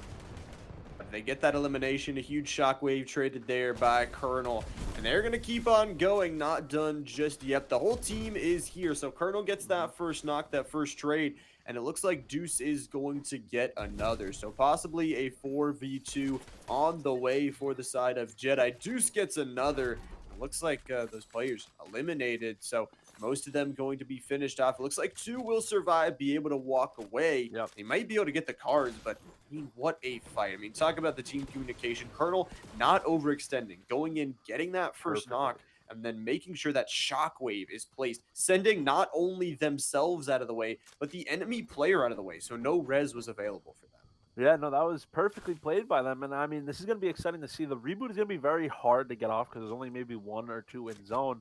But if that duo can even clutch up a second place, wait for these 2 squads to fight, and then third party at the perfect time, that's really all you need to potentially win the game. That really would be nice if you could just get those placement points, but it's going to be, once again, we see Jedi Deuce knocking out of Miwe, sadly here, but the Jedi team, they're not done yet. Shockwave going to pop them on in here. Going to keep on going, going to take a little bit of fall damage there, just about 20. Now it looks like Colonel in a little bit too far here, waiting for the team, but a nice sniper shot is going to mean Colonel isn't in too far. Kesto going to combine for one now. The shield going to go down soon. That player finished, and they are pushing on forward. The eliminations go their way, and those splashes are going to go their way to heal them on up. Yeah, the shots are coming in as it looks like Khalidi is trying to play a little aggressive, but these players are going to be running away as now it looks like there's only 5 other opponents left for Jedi Juice's team, as I believe it's a 3v2v1 or 3v2v4 here, as now we're going to see these players just chase down this solo that's trying to run away and trying to escape, but the shots are coming in and there goes the shotgun. This player's going to continue to get away. Yeah, the player trying to run away here. Chrome Splash going to be utilized. UA sadly dropping that crown here. It looks like they did get almost all of that team, and it is going to be, once again, this Jedi team in the advantage. Reflex and one more will still be alive, though. This duo Reflex gets dropped, though, and it's all down to DJ Quackers trying to hide in the tree here. Just playing a little bit of sneaky steaks, trying to make sure, hope that, I mean, we pretty much think that that quad is going to get this game win, but, you know, with 2 solos left, it is important to, you know, be that solo that does not get found first. Yeah, you could clutch up a huge second place here, which could be a lot of points, especially if it being double. For all we know, this leaderboard can come down to like single-digit points. So now you're just gonna have to wait for the perfect opportunity to strike and hope that they don't find you before before you know they find the other player. As now, I mean, Quacker's just waiting for the right opportunity. Doesn't have to rotate. They're in zone in the tree. They're just hoping that, hey, please don't find me. Please don't find me. I also mean, Quackers could do some damage. I mean, you talk about a double possibility, double points on eliminations. With that beautiful orange sniper rifle, a headshot could mean, you know, it's 2 extra points, but it is a lot overall on the leaderboards. We talked about how crucial those are. But right now, the important thing, like you said, just playing it safe, and there you go. Just and beautiful, sadly, going to be eliminated, it looks like. And it's all down to Quackers versus the world here. The duck trying to quack a beautiful song, but it's a 1v4. Yeah, and the tree as well is going to be a little tough. You're going to have to hit a headshot snipe and hope that that player is like kind of alone and can't call out where you are, and then get another one, and then get another one. With only 2 shockwaves, it's going to be a lot harder as well because you don't have as much movement to rotate around and reposition. So now you just got to hope for the pretty much that the stars align for you here. You got to wait for the perfect moment to do this. You know the team's in their ear saying winnable. It's winnable. It's winnable here, but a missed shot is going to now know they know where you are. Good job, though, from the other squad to get that 3rd place. Oh, they don't know. They don't know. Trying to run past here. They're trying to find this player out, but Quack living 50 shield. The trees are going to start to get destroyed. That shockwave ready, and the shockwave going to have to be utilized. Some of that fall damage taken. It's going to be a lot here. It's going to be taken down at 80 health overall. Just spraying that goo gun in the air, but shots rain down. Long distance will connect. Quackers will be eliminated. It is the combination of that Jedi squad who played this game number 1 super aggressive, getting so many eliminations. We'll take the first victory royale from the Central Division. Yeah, the 2 Khalidis and the 2 Jedis coming out on top. The Fish Stick squad getting the first victory royale. I mean, hey, they played as aggressive as they possibly can. We said they were a squad to look out for just because of normally how they play placement style with some eliminations. But it looks like this game and this week they might be switching it up and going for as many eliminations as possible. That was a huge elimination game for them, but you talk about placement for those 2nd and 3rd place teams, especially for Quackers, you know, to survive out, to be that solo, the only solo left alive, but also towards Justin's team. I mean, a 3rd place is not bad at all, outlasting 2 other teams, and, you know, although they do fall a little bit short, that's still, it's about consistency. It isn't a last place, it's still a 3rd place, it's still something for them to, you know, go into these next 2 games with. Yeah, 100%. I mean, that was an outstanding game number 1. But hey, we're going to go to a short break, but don't go anywhere because we still have 2 games left at the Central region.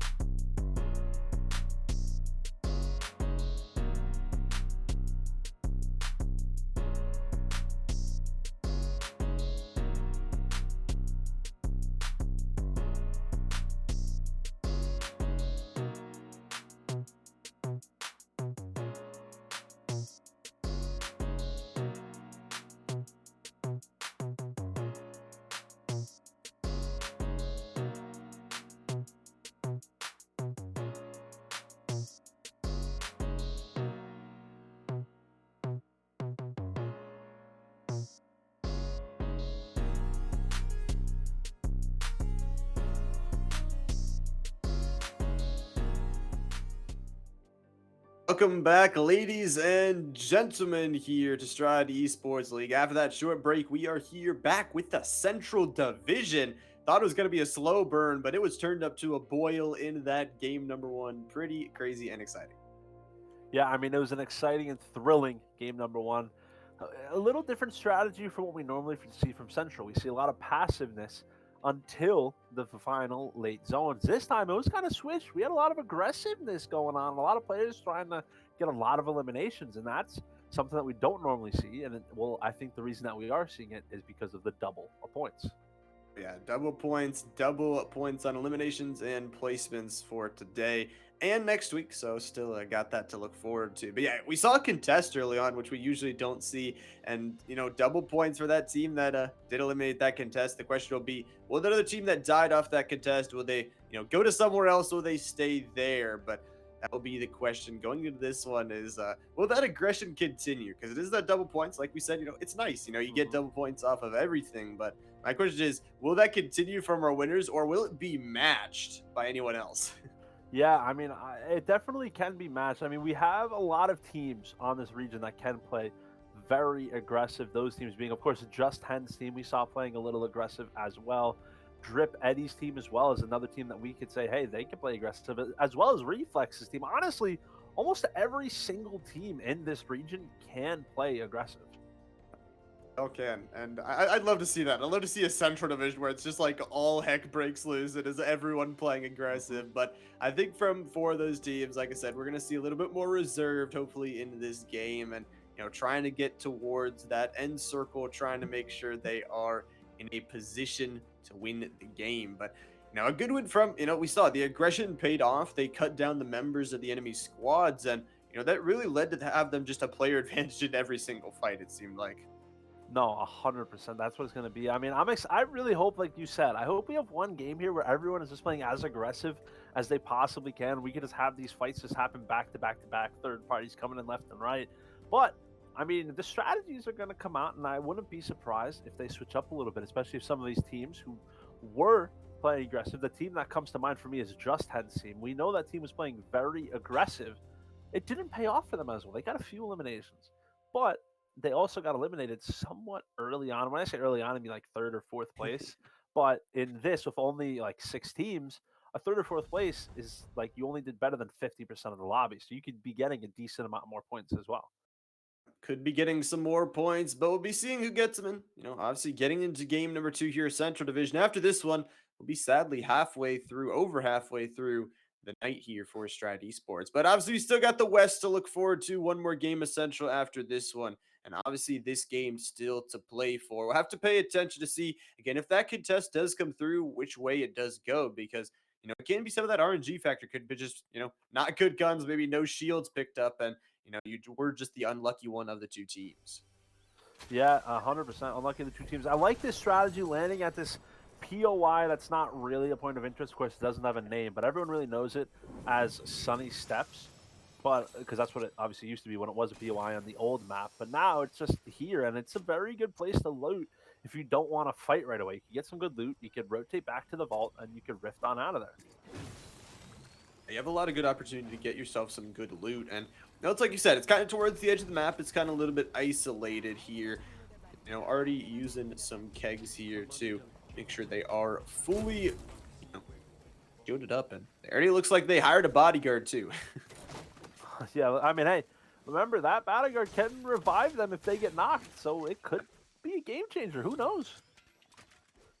Really can be, but we'll have to make a little bit longer rotate, it will seem, as the ring, circle will be in their favor. But right now, out in the water, that's a nice little vacation, right? Yeah, Swimming. swimming. Nice little dip.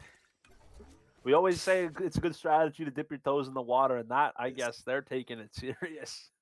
Yeah, I mean, why not have a little venture off into the Fortnite oceans? Make sure you can, not just to stress yourself out with the competition, but make sure you give yourself a little bit of a vacation. Everybody needs a vacation every once in a while. hmm I mean, hey, can't go wrong with a vacation. As these players are going to be having a vacation after the rest of these playoffs, but they still have a few more weeks left, and they are locked in and ready to rumble as we're currently in the second game right now.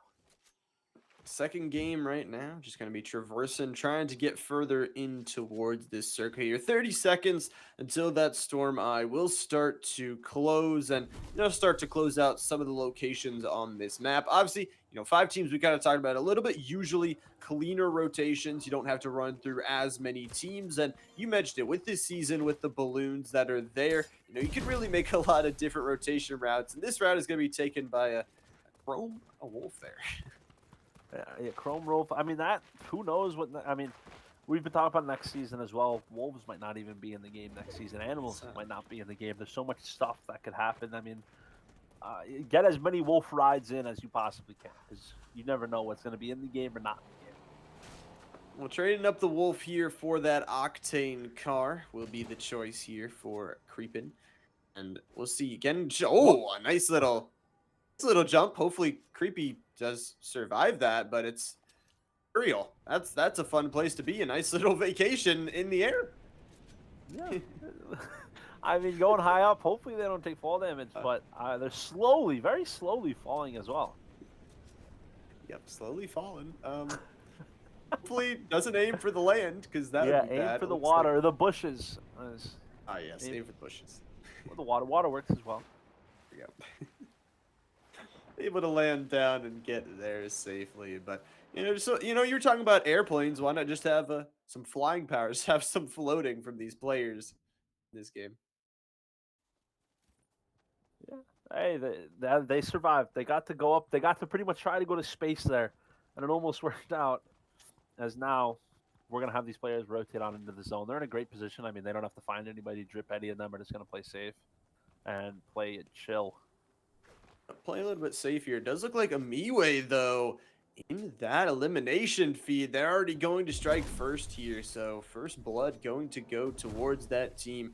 Again, eliminations were so much here in the playoffs. So getting those, and it is the fact that, it isn't just getting those points. It is kind of injuring that team, making sure that if you want to make a push towards them, if you want to take a fight, or just later in the They're game, playing if they are soccer. down a player, down two, it can be really detrimental. Are they gonna play a soccer match? They're playing I a hope so. soccer match. I think they are. Yep, one of them just scored a goal, I think. Wow. Interesting. World Cup. Hey, the World Cup is here. Might as well celebrate it by playing some soccer. As these players are going, I wish we had a better angle of this. So these players are trying to score a goal. I think someone actually just scored a goal. So now the score is tied 1-1. The free kick is Wow. gonna miss. Oh, now we're switching over to the players that have been playing aggressive today. That's Just Head's team. No soccer for us. It's going to be just 10 and the squad here. Miwei, along with them, see what they can do here as a little bit outside of the circle. A minute to get inside of it. That Storm Eye is going to start closing. You can see that on the map. Going to do a little bit of damage if they're not careful, but trying to get as much loot as possible. You can see they again trying to prioritize that utility, those heals in the inventory to make sure they have enough for the entire game. Getting those couple eliminations, that extra loot is just going to help them that extra little bit and help them into the end game. Yeah, this is gonna be. I mean, they have the best loot that you could probably have. Mythic AR. You can't get much better than that Mythic hammer, and they have utilities. 6 of the amazing grenades, the shockwave grenades. 6 splashes, and of course 2 shield bubbles. Can't go wrong with that loadout right there at all. No, you really can't. And is that utility? It is balancing that out to make sure you have enough across the entire team. But looks like they'll just take a couple tags of storm damage here as they walk the rest of their members on in. 18 still players standing here in this game number 2 of the Central Division. And they're going to go to the bounty board. So an interesting little play. Oh, whoa. Jump on over another car. Yeah, these cars move so fast compared to other vehicles. It surprises me every time someone gets inside of them. It really does. And I really like that playing, though. I mean, we see the bounty boards utilized by a lot of different teams, but, it gives you the general location of another player. And although it may not, be the strongest sense of information, it pretty much lets you know where one team out of the 5 is. Yeah, and if you want to get a lot of eliminations, that's the way to do it. That's the way to do it. They're going to a little convoy here as they say, well, it only fits one car. We'll just stick a player on top and drive with 2 on away. Miwei gonna drive over here to another chromed out location and look for some of this aggression again. We saw it from a couple of those other teams early. Just 10 squad, though, they want to match it and try and give themselves some chance to get some knocks here. Some long range shots going to connect. A couple 31s here for a Miwei. Gonna total towards 90 here. The truck available for them to take. And look at this. They're gonna shield bubble. Looks like it's going to miss the truck. I think they missed. Yeah, I think. Got it that time. There we go. Right on to victory here, it looks like. So they're going to go across the Across the little river here, the shield bubble attached. They won't take too much damage as this team tries to hop in that Chrome NATO and fly away. Yeah, I mean, hey, I like this play. They can even sit in the Chrome NATO because I believe that Chrome actually blocks shots from coming in. And they can sit there for a little while. Obviously, still inside this circle. Minute 40 till that next storm eye does close. And it's kind of a reverse eventment of what we saw from that first game. That first game, we saw a lot of aggression from a lot of these teams. And although we do have two players that are on that spectator screen, it is going to be still 17, 18 players, still 5 squads, still living and breathing here in this game number 2. Yeah, this is going to be fun, though. I'm excited to see how this goes. We got Creepy, Ninja, Drip Eddie, Reeve, and their last teammate. They're going to try to figure out what they're going to do. Maybe get a little more loot and then push on in. 16 players left as you see Emily continuing to play aggressive. That is a squad that we're going to see game in and game out now from the looks of it. Play aggressive and try to get as many eliminations as they possibly can. Trying to get as many as possible. Obviously, they are doubled, so just that extra beautiful. But Emily is actually going to get knocked down here by Drip Eddie. So a fight that is going on there between them. Some more aggression showing, obviously, as we get in towards these later circles. It is going to be that, that there is less and less space to play, that there are more and more sightlines for each team to take. And it looks like possibly a sightline here from Drip Eddie and squad as they are looking to rotate up towards this mountain. There is a player up there. Some nice 32s will connect, and it's going to be the elimination of Just 10 and Emily's squad. Yeah, look at that. Maybe they were playing a little bit too aggressive, and that ended up paying off. They're not paying off for them. Because remember, if you play too aggressive and that third party comes in and you're down to 1 or 2 players, that's going to be a very easy wipe for that squad pushing in, or if all 4 are low, and that's what we just saw happen right there. Is now only 12 players left in this game, and this is perfect positioning for this team right here. Yeah. As we have the illustrious lagoon is just on the edge of the zone, so they're going to be able to sit on top of this mountain and look down on anyone rotating.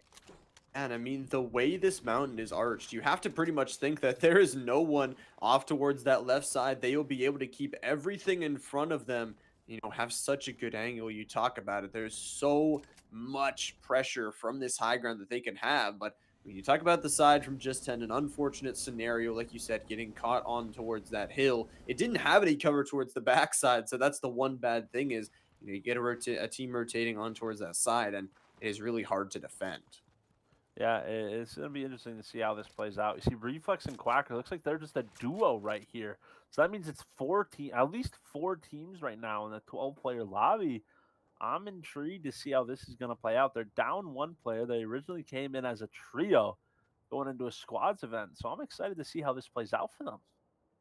I'm excited to see 2. Obviously, you said 4 teams, still means 4 out of our 5 still left alive. But, that means a couple teams are a little bit heavily injured in this one. But, Mhm. still 2 teams back up to full. They'll be able to get positioning. And, that team that was on top of Lustrous Lagoon, excuse me, will have a nice, decent high ground spot until it might get closed out. Yeah, I'm excited. I mean, this is going to be interesting. I like this spot right here, taking the bush, saying, hey, let's just sit in the bush. Let's not move. Let's wait for them to come to us. And they're going to wait for the perfect opportunity to jump on probably at least 1 or 2 players. I mean, a 2v4 is possible. You just got to play it right. It is possible, and it is definitely possible. Look at the weaponry in the inventory of this Yeah. squad right now. Absolutely fantastic. I mean, they might not have as much heals, they might not have as much utility, but if you want to jump someone, you're gonna want the beautiful, beautiful weapons to do so. Yeah, I mean, hey, they have the loot to do it, and I definitely could see them doing it. They're a team that can probably clutch up. They're very skillful when it comes to taking angles and making sure that they keep their distance in these types of scenarios. And hitting those headshot snipes is going to be a huge part of it as well. That'll be a huge part here. They'll see some players flying in, so they do have to be careful, and they're sliding down right towards them. Their bush position may no longer be safe here. Looking for somewhere to go. They're going to have to pop this porta bunker. We'll give them a little bit of defense, a little bit of high ground, but they're going to back up even further here. Looks like this grapple gun going to be used by Quackers.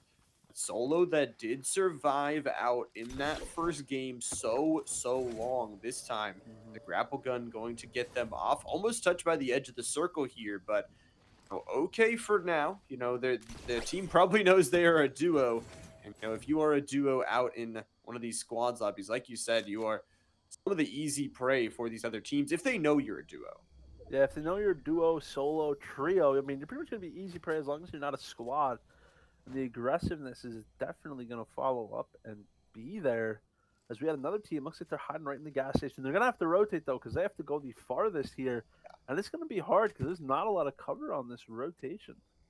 No, there's not a lot. It is pretty much open field for them to walk towards. But the important thing right now is they are the other squad here that is fully strong. So absolutely beautiful. They can be able to walk in as four, at least have that full strength. So if they run into one of those duos, could have the ability to fight and maybe power their way into one of those positions in the ring. Yeah, it's gonna be interesting. Looks like they're gonna try to maybe launch pad on into zone. I kind of like it, getting there quick. Like it. However, everyone's gonna see you and everyone's gonna know you're gliding in if you choose to do this strategy. So you're gonna have to land perfectly and together because it's gonna be very hard to be able to, you're pretty much putting yourself at a perfect opportunity for every single other player and get shots down on you.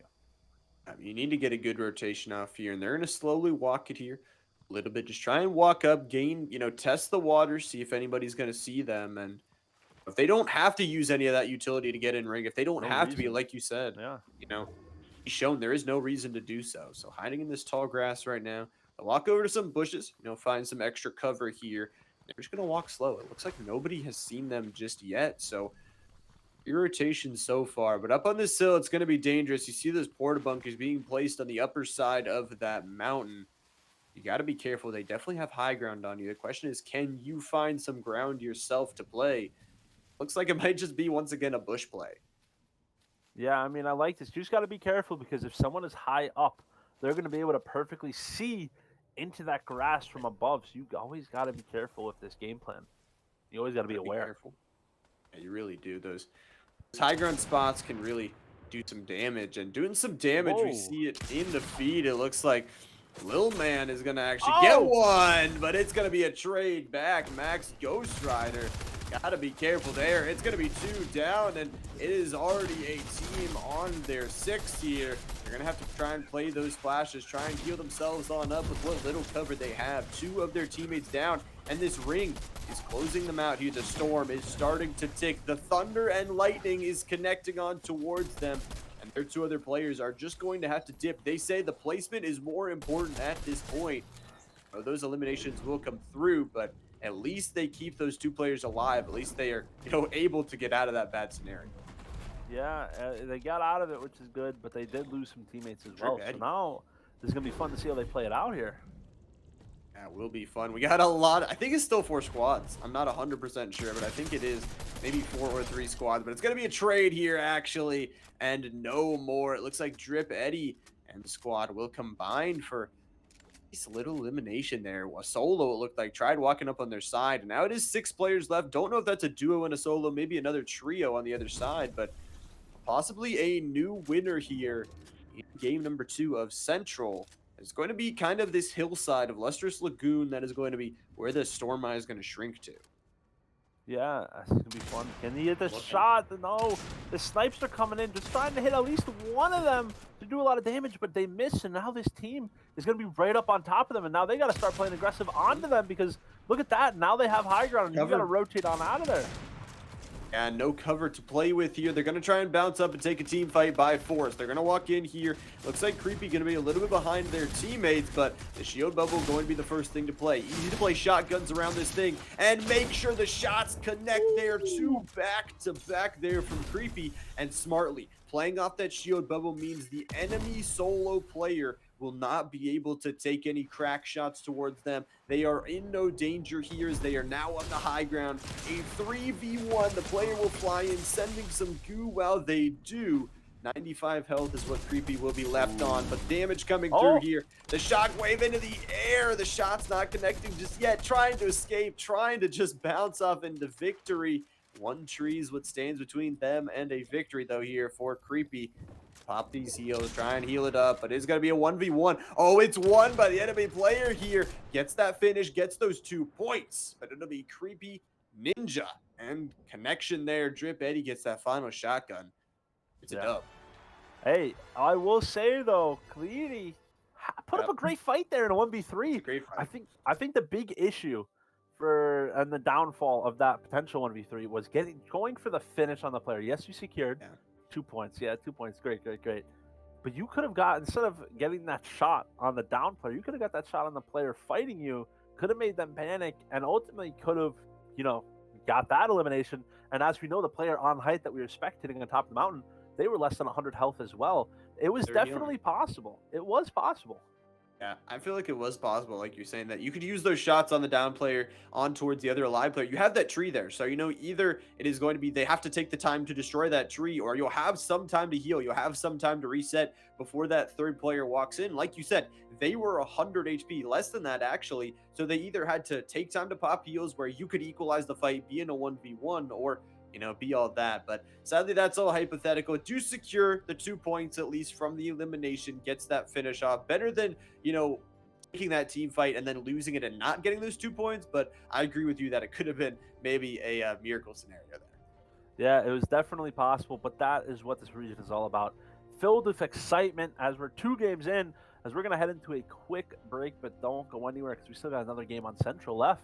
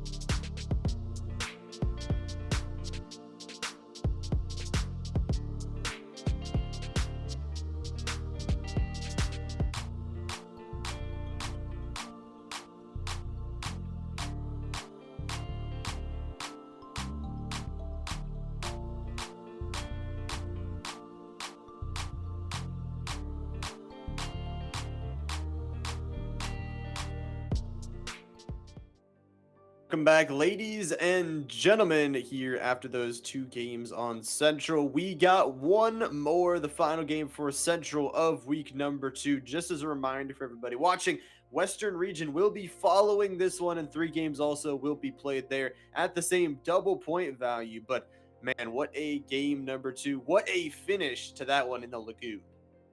Yeah, that was a thrilling finish in the final area on that Lagoon Mountain rotating down. It ultimately came down to 1v3 that almost paid off, but that solo did get at least one elimination, so they did get some more points. Obviously, the placement points coming into second place as well is huge, but I mean, that was a great game number 2, especially with a zone like that, having it rotate. But I am super thrilled to see how this final game on Central is going to go down. I'm excited to see too. I mean, we kind of saw 2 different kind of styles. Actually, the first and second game here in Central. That first one being really, really aggressive from 2 different teams. Just Ed's team try to be aggressive there in the second game. They drop out a little bit early, and then it's pretty much slow burn for the rest of the teams. They might have lost some members rotating on in, and then it's just a 3v1 high ground hold, like you said, there at the end. But I want to see what it will be for this game number 3. Obviously, we talked about after this game, all the strategies change, the map changes, the loot pool changes, everything changes. So this is the last time you have to get a grasp on this map. So we'll see what these players pull out. Yeah, I mean, hey, players on Central. You got one game left in this chapter, in this tournament, in this season, in these playoffs. Make it count because, well, next week you're going to be at a total different map, and who knows what could happen. Who really knows? I don't. That's for sure. But that's true. Yeah, you got to make the most of this. It is the last game, like you're saying, that you have the ability to control what is going on around you in this one. That I mean, like we said, we've said it before. You've been playing on this for 10, 11, 12 weeks here. That you've learned everything about these other teams that have been playing, and going on that new map. It's going to be a lot of adversity. This is the one game where you can try and control that adversity that you've been controlling over the past 10 weeks. Yeah, I mean, that's what it's all going to come down to as we're heading into the final game right now. 21 players up. I'm excited to see how this goes as these players are landing. They're looting up, and they're going to continue to do what they do best. Let's try to get that victory royale. I'm trying to get that victory royale. The final game here of Central going to be exciting for sure, whichever kind of strategy they do decide to choose. But it's going to be a Greasy Grove landing here from Drip Eddie and the squad. They had a good last game. I believe they were the team on top of that Lagoon at the end. Correct me if I'm wrong. I believe they were. I think you're correct on that statement. Just want to make sure I wasn't my information wrong. Cast your memory, of course. But yeah, landed in Greasy Grove here. They are going to be a little bit outside of the circle. And, it is going to be aggression. Once again, we see the Colonel in the, elimination feed there, already getting one knock there. Yeah, getting one knock off to a hot start. And they're continuing to try to do that there as they're going to see what they can do right now moving forward as they're going to try to loot up some more, get some great loadout, and then head on into zone. Trying to get the best load out possible. I mean, we talked about, especially with as little teams as there are, every single team going to be looted up. The amount of vaults, the amount of great weapons. You mentioned the chicken spawns being increased. Those beautiful chickens out to drop some nice weaponry for you. The increase in spawn rate for them this week especially means just, those team fights, it's really going to come down to player skill. It's really going to come down to gun skill and communication because it really does seem like everybody is fully geared up. Yeah, I mean, that's what this loot is going to do. And that's what this map is going to do is you're going to have the best loot you could possibly have. It looks like Jedi Dudes are still trying to get that best loot, but in time they will. Yeah, they're hoping to get that for sure. Obviously, they got that early elimination, so that will be one thing that can definitely help them out. I mean, we talk about eliminations, although, they may be only won, technically 2 points, obviously, because they are doubled this week because it is playoffs, they really can be a game changer. When you talk about racking those up, getting 1, 2, 5 eliminations, they really can be a game changer. And if you're trying to be consistent, if you're trying to have a good week, just getting a few of those along with the placement points can make a difference in the overall leaderboard. Yeah, it definitely can. As there's the grenade played perfectly. They open the door right when it blows up, and the grenades are coming in. The shots are coming in, and they're going to get the eliminations and the nice and easy wipe. Yeah, that was beautiful from the side of Jedi and company. I mean, you mentioned it. They just know they have no escape out of this vault. So what are they going to use? Grenades. Obviously, they're going to trap them in a corner, wait for those doors to open, and Mhm. they're just pretty much fishing a barrel. It seems like they had already lost one of those early players early on off the contest, and then once they were forced in this vault, looking for the good loot, they have nowhere, no real place to go. Yeah, no, this is gonna be fun to see. I like this play here with the wolf. Gonna be able to rotate on in a little bit. Just waiting for the right timing, of course, to head on into zone. Although I don't know if they can get out of there with the wolf. I'm gonna be Yeah, honest. I don't I know. think the wolf is now trapped like an animal in a enclosure right now. Had to see, obviously. You can sell that wolf maybe, because obviously we talked about selling those chrome houses earlier for more. Maybe you can sell your chrome wolf to a chrome breeder. Could work. Could work.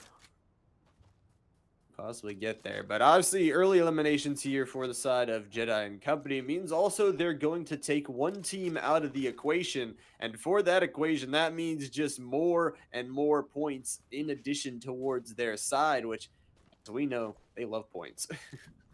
Yeah, I mean, as many points as you can get is gonna be the key to victory. As now they're gonna rotate on into zone as we see Drip Betty and Co. Looting up Greasy Grove as well, just trying to get the best loot that they can. And Greasy Grove is a great place to do that. You see, they got some decent loot, trying to get something better. But I think the game plan is just gonna be get in this car, rotate on out of there, maybe try to find some eliminations and some early fights. Get that car, see if they can get the rotation on out, but it will be a little bit greasy as they're trying to leave the grove here. Obviously, like you mentioned, they are a little bit out of the circle here. A minute and 40 until that storm eye closes into its entirety. So they do have to be a little bit careful. It is only, the first circle here. It's not too much damage, but, it can start to build up if there's a team waiting on the other side. And it's actually going to be Jedi once again here. It's going to be not in the kill feed trying to be able to eliminate others, but actually eliminating themselves. Yeah, I mean they're eliminating themselves. Obviously a rough start, but hey, we're switching over to Just 10 and Emily bringing out the nice little car tricks and flips to be able to rotate on in and find some opponents. I think that's your game plan now is to try to find some opponents nearby and then key them. Yeah, I think the plan is use this Octane, this new car, only obviously a one-person car.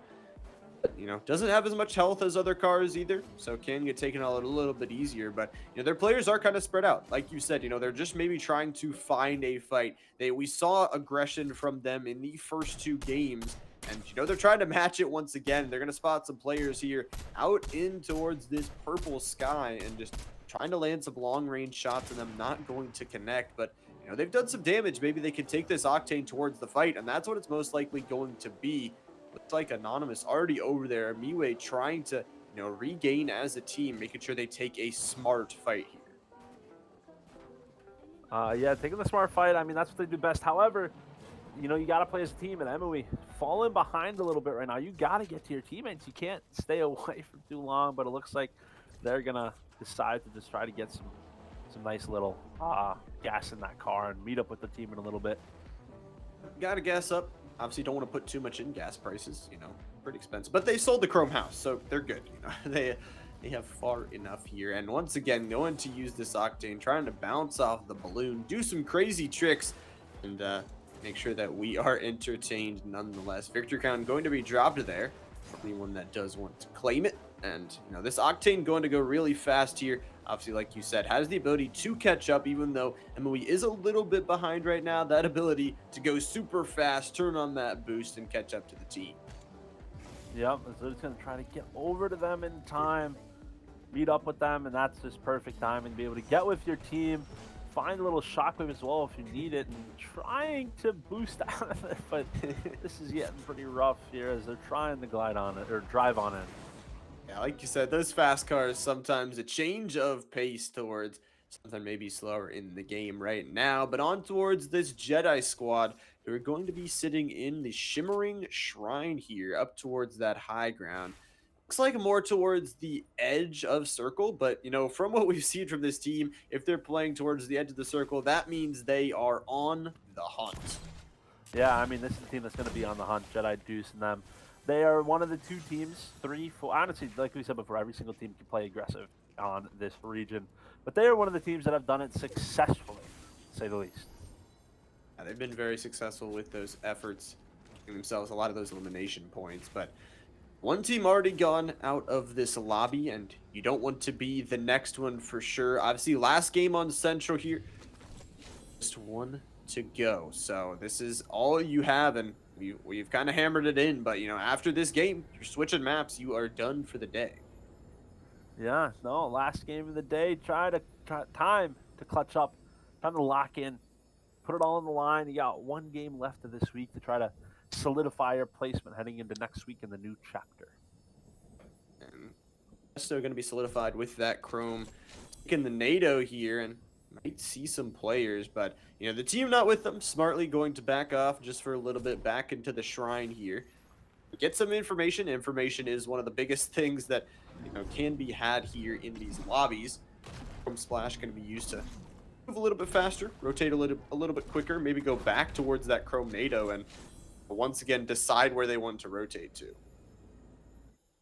Yeah, I mean, they're waiting for the right opportunity, waiting for the right area. I think they're going to try to meet up and try to play a little aggressive. They now probably know that there's a team over in the area that they're heading to, so now they're going to try to find them and play as aggressive as they possibly can. That information once again going to be gained by Kesto. I mean, you can see it maybe lagging a little bit just behind, but using that Chrome NATO to gain so much valuable information, and now just flying right into the jaws of a shark. But they got a harpoon gun ready to try and take out this shark. Multiple good weaponry sets on the side here of the Jedi gang, but they're just going to back up. They're going to wait for a second, retake this mountain, and push all together. Like you said, this team very, very good at communicating and not sending themselves into a situation where one of these teams could possibly catch them off guard. Yeah, you said it perfectly. They're just waiting, trying to get the right position. However, you have a zone that pulls more east, so I'm excited to see how they're going to rotate, when they're going to rotate, and where they're going to rotate to. Yeah, that will be the question, and it is kind of, if you liked water from that East Division, well, then you may like this ring. It looks like possibly some water in our future here, but it is going to be this Chrome Splash popped off and going to be utilized to back up, give themselves some space, and you can see Emily going to aim towards that statue. Now, this statue looks to be a little bit out of circle, but the high ground it provides you is pretty huge. They're actually just going to fly past it. So they correct me immediately on that. And they're going to actually try and find a place in this circle and take some storm damage while doing it. I think their game plan is to try to get in this rift to just make sure they get that right positioning. Got to make sure that all the players hit that rift, though, and I think they are. So they're going to say, hey, let's just take some storm damage. We can just chug splash right back up to 100 HP. And let's just glide to the other side of zone and perfectly rotate and find the perfect spot from above to just drop down and figure out where we're going to go. Looks like a gas station going to be the choice of placement, and they slowed down their aggression just a little bit now, and one of the 4 squads still left. They're going to take out that boulder, make sure they remove as much cover on that mountain as possible. They buy up some meds there from the vending machine, but a decent position for them right now. They do have to be careful. Most of this terrain is pretty equal on what level you see each other on, so you do have to be careful. The team on height doesn't really have that much advantage, but they still have that little head peak that they can work with. Yeah, 100%. I mean, we're just gonna see, hey, where are they? Like, what are the? I do like this choice. However, yeah, you got some natural cover, but if someone goes up on top of that mountain, it's gonna be very hard. As there they are, Jedi's team is up on that mountain. It's gonna be kind of hard to fight this team Jedi here. Yeah, it's going to be really hard. They do have a little bit of an angle on towards you, and now your backside is towards the ring. But, Jedi also have to be careful. I mean, there's still 4 squads left alive in this circle. So, you got to watch your backside, make sure that no one is sneaking on up. But Jedi, they're just going to launch some goo. They're going to make sure they try and destroy as much of the gas station as possible. And now getting some nice shots. A couple 32s going to connect here from Kesto and going to back up and heal. Is that other side, just 10 in squad. It looks like Jedi, they don't want to push them just yet, but Jedi actually going to get a knock on the other side. So smartly splitting up their players, watching the other side, and now they can turn towards a different fight. Yeah, I mean, they're going to have to turn towards a different fight and rotate on out of there, say, hey, where can we go? And they're going to jump onto this player. get some big shots and potentially get one knock, but you're down low and you're going to get knocked. So now Jedi's team is down one player, and one player is also low as well. Yeah, they're going to lose. It looks like Kesto going to be dropped to that knock state. Quackers also doing some damage here, and it is not a clean fight whatsoever. There's going to be 2 Jedi players now into that knock state. It's going to be 3. All of a sudden, the fight is not in their favor. This Jedi team is going to have to be heals up here. 60-45 is going to be top tier, but it is only 2 players from the Jedi squad. They're going to maybe try and stick this other res, but a fight that did not go their way. They waited too long, it seemed like, and that one player that they knocked was not enough, and another team here on towards their backside, not going to be something they'd like. Yeah, not going to be something they like at all. As they're going to have to get this revive off quick, as now they're down to 2 to 3 players here with one player down on the ground. They're going to have to heal up quickly before they figure out where they're going to go. Yeah, it looks like they're down to 3 players here. So this is going to be interesting. However, they could potentially get the reboot off as well if they throw a shield bubble on it. Triple reboot. It's a play that could work. Definitely could work. They're doing it. They are, yeah. Reboot available for them, but it's going to be absolutely baited out. Beautiful plays from the other team. I mean, they read him like a book, knowing that they would do that. And all of a sudden, Jedi, they're most likely going to be down 2 players now. Yeah, I mean, hey, you needed that shield bubble, because if you had the shield bubble, you're not getting fried like you did right there. As now just Hen and Emily are one of the final squads left in this game. Game possibly in their hands here. Beautiful, you know, holding back on the aggression. We saw a little bit over aggression from the first 2 games from them, but this time kind of just waiting, holding their patience here, and their patience has definitely paid off here.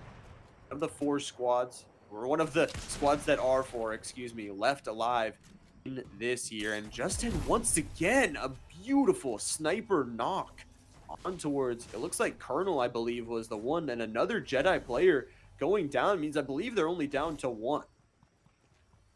Yeah, it's going to be a little bit of a rough scenario there for them. Trying to clutch up, but hey, that's one of the players that we know in this region can clutch up as a solo, as a duo, or just down players. They can do it if need be. Yeah, Justin, Emily, and the squad definitely one that want to contend here, and they're going to be looking towards a player that is right on that edge, and they're going to have to shockwave out. The goo gun's going to come through to destroy some of that cover, block some of those sight lines, and destroy those block sight lines, actually, excuse me. But, you know, we do have this ring that is starting to close. This circle is going to be a little bit of a problem. You know, not a lot of cover in that goo gun raining down from the top here, but it's anonymous here. Jumping on towards the top here. The shotgun shot's going to connect. It's 35, traded back and forth, but it is the other side here. It is going to be Creepy Ninja that is going to actually be the one to get that traded. It is a duo up on this high ground. Drip Eddie, though, not knocking out and shotgunning there a couple, but gotta be careful here. That fall damage is very dangerous, and it seems like every squad here, Venman, is injured now. Yeah, about every squad is pretty much down players, injured, solos, duos, trios. This is going to be interesting to see. It looks like this team is a trio, so that means there's 3 other players here. The question is that a full other trio, or is that a duo and solos? As it looks like one player actually gets knocked, and that's just Hen. It's going to be shotgun shots now coming out here from Rev. Taking a lot of damage, though. Have to be careful. And it was just a trio. And Drip Eddie as a squad. Not even as a squad. As a trio. What a play to come back in this game. They will take the final game of Central here for our week 2. Wow. I mean, that's just, they're down a player the whole game, and they still find a way to pull that one out. That's just fantastic to me. Yeah, I mean, that was a great final game from them. The clutch up down a player, and they did it. They executed it perfectly.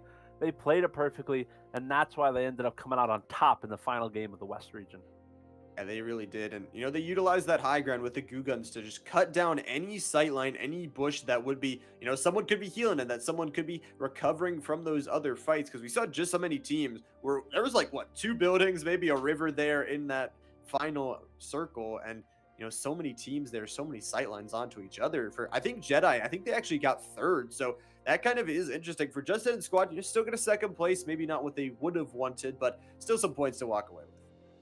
Yeah, I mean, hey, that was, like you said, some points to walk away with, and that's what you got to do in these playoffs is before the last 2 weeks, before the last week, get as many points as you possibly can, because every single point is going to matter. But that was the Western region, through a set of 3 games that was thrilling to watch, or that was the Central region, a game of 3 games that were thrilling to watch. Don't go anywhere, because we'll be back very soon with the Western region.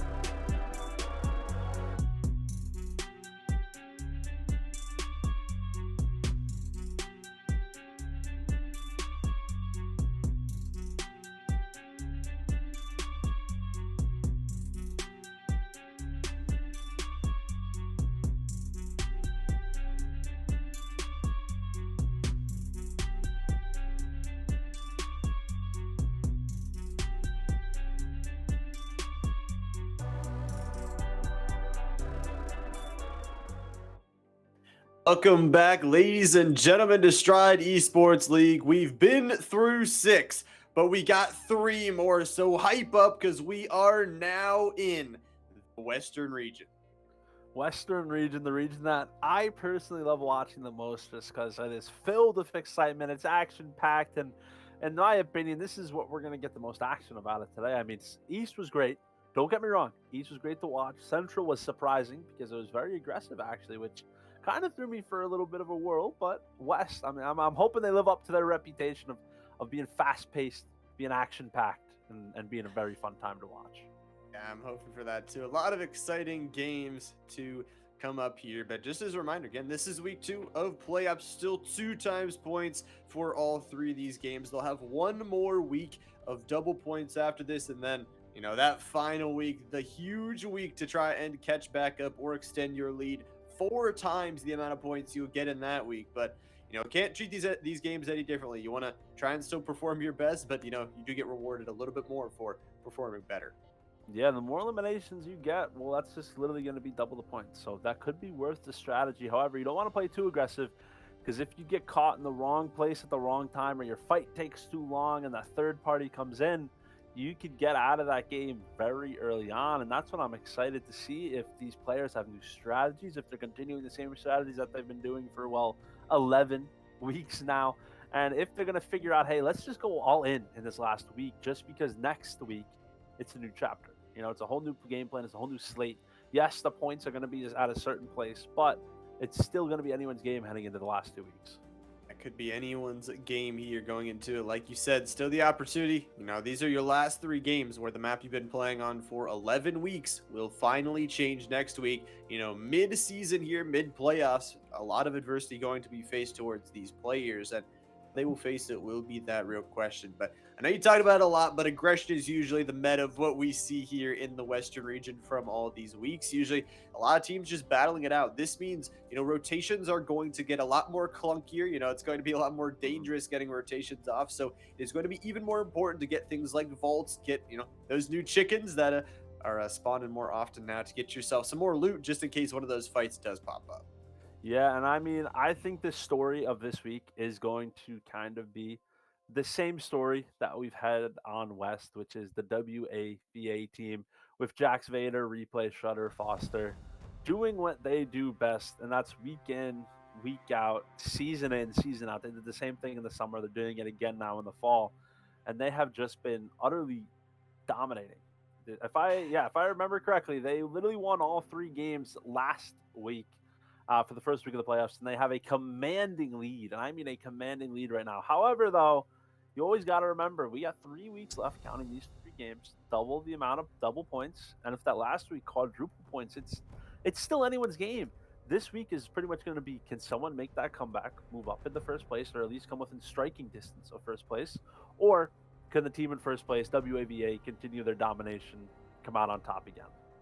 They got that hat trick last week going all three games, winning all three games. But yeah, it's a good question is can anyone bounce back and try and dethrone them from that title?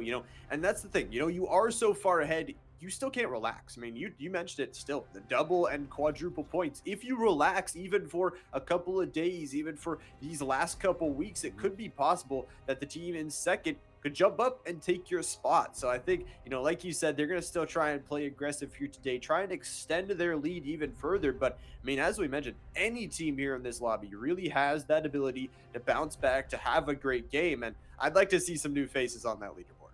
Yeah, I mean, that's what it's going to come down to. And if I did my math correctly, I tried to do it on the fly real quick. WAVA had 52 eliminations last week. 52 in 3 games is not easy to do, to say the least. And if I am looking at this correctly, I think the second most eliminations that a team had was, let's do this quickly. That's 5, 8, was 11. That was the second most eliminations the team had in the entire week. So let's just say that WAVA had a commanding start in week number one, a commanding week to the playoffs. Or yeah, commanding start to the playoffs, and their goal is to continue to do that. Yeah, their goal is to continue to do that for sure. I mean, they literally came into Twitch chat that third game and said, "Casters, how many kills do you challenge us to get?" We said all Wow. of them, and Yeah. I think they were only 2 or 3 short on that Yeah. final game. So, like you said, that second team, I mean, really a big difference in eliminations. That's been the name of their game. Their team Mhm. fight has seemed to be better than any other team on the board, but. So many good teams. We talk about it. You Yeah. just relax for a second, and one of them can bounce back and snatch that victory right away from your hands. But even more importantly than their aggressive nature, they know when not to be aggressive. I mean, we've seen, especially last week, they know how to finish out games. That is not just, like you said, you put yourself in a bad position, you lose a couple members, and all of a sudden, one of these teams bounces back. It really seems like they have found the way to position themselves, not only to get Mhm. those eliminations, but position themselves to win those games. Yeah, you were saying it earlier. You challenge them to get every single elimination in a game. Well, they've actually done that in a past week. They actually eliminated every other player before. So the question is, can they do that again? And well, they already have the loot to do it. They have probably some of the best loot in the game. Look at this. I mean, we're looking at right now Jax Vader with probably the best loot you can have: an epic SMG, a mythic hammer, as well as 6 shockwaves, 6 flashes, and 2 shield bubbles. You literally cannot get better loot than that. We'll have to see how it goes. But if you guys are in Twitch chat, how you guys doing tonight? I know it's already been 6 games, but we got West Region exciting games coming up. I hope you guys are excited as I am, because I'm really excited. I'm excited to see how this lobby does go. 29 players, so pretty packed. Yeah, a packed game on West, and it's going to be quite the thrill and quite the fun as Jax Vader and Co are waiting for the right opportunity to rotate on out of there. Looking for the best opportunity. Will be, a little bit outside of that circle, but should be able to lock themselves in. And, looks like, just going to play around a little bit. Make sure they get all of the best loot. Looks like there is a rift there for them to utilize to kind of glide and, gain that knowledge. We haven't talked about it too much, but Aerial knowledge gained from using rifts, using Mhm. balloons can be huge to just scout around you to make sure you have a clear rotation path. Although, you are easily shot down when gliding, it is that trade off for information. Yeah, trade-off for information is going to be the key there. As I mean, this is, in my opinion, a place that I thought a lot of people would be landing here. These little islands, and the reason I say that, not only do you have the massive blimp here, we're about to see it in a few seconds. You also have the pirate ship off in the distance. Two places that people normally landed at just for those two things, and now, well, they're right near the islands where there's a lot of loot. There's rifts. There's another vault. There's two. There's like three vaults here just on the islands alone. Like it is an outstanding place to land. And the fact that we really haven't seen anyone land here until now is crazy to me. It really is crazy to me too. Vault's providing so much towards the team here. Gonna do some dances for us, make sure that we are entertained as much as them, having some fun with it. But it's like you said, it has so much loot here that you can really get geared up. And with Central, we talked about how most of the teams will be fully kitted up and looted, with some extra teams here in the lobby. And that that opportunity of these aggressive teams, you want to be get as much loot as possible, as fast as possible, because some of those teams might not actually be fully kitted up because there are so many of them going into Yeah. that final circle. Yeah, no, that's what's going to come down to. I mean, just getting the best loot that you can. And of course, we've said it. It's very easy to get a lot of loot, and that's going to be what they're going to try to do here is get the best loot, get the most amazing loot that they can get. That is the plan here, but crossing the bridge here is what it looks like from Foster and company, as they already start to expand to try and find some fights. I mean, 100 shield, 100 health, and really good weaponry, along with, double shield bubble, 6 shockwave grenades, and 6 of those splashes is going to be really, really good. Also, picking a car, I mean, we talked about kind of car health. This car has 800 health, so it's a lot of damage that it'll take before it will give up on you. So you can kind of just drive straight into a team, and that's what we see OHVA do sometimes. Yeah, they just pretty much go all in. We always say that it's always smart to test the waters. Well, this is a team that just jumps right in, no matter the temperature. And I'm not gonna lie, it's a good strategy and it works for them. Obviously it doesn't work for a lot of teams, but this is one of those teams that is so skillful that it works for them. That really does work for them, and you can see it. They're just gaining as much information as possible, holding the top of those balloons down and going from balloon to balloon, get more information, see if they can see a team out, because no real fights early, surprising, as 2 minutes until this first storm eye will close into its entirety. But utilizing these balloons, you can see so much from the air, and that's what OHVA is going to want, because they want to fight more than anything, like you said. Yeah, no, their game plan is normally just stay up as high as they can until they find someone to just land on or land on a high ground, somewhat like not too far away, but nearby so that they could just fry them from a distance. And that's something that, well, it works for them. So that's what matters. As long as it works, doesn't matter what you do, as long as you get victory royales and eliminations on top of it. As it looks like these players are trying to open a vault, but I don't think they have enough keys, so they're gonna have to rotate on onto there, try to get some keys. I do love this skin, by the way. It's completely matching. You got the alien skin, of course, as well as the Among Us Sussy back bling, both matching with black on black. So I like the fit, and he has the black spray on the gun as well. It looks like there's actual players below them. Shots are coming in hot. That's gonna be Jax Vader, I believe.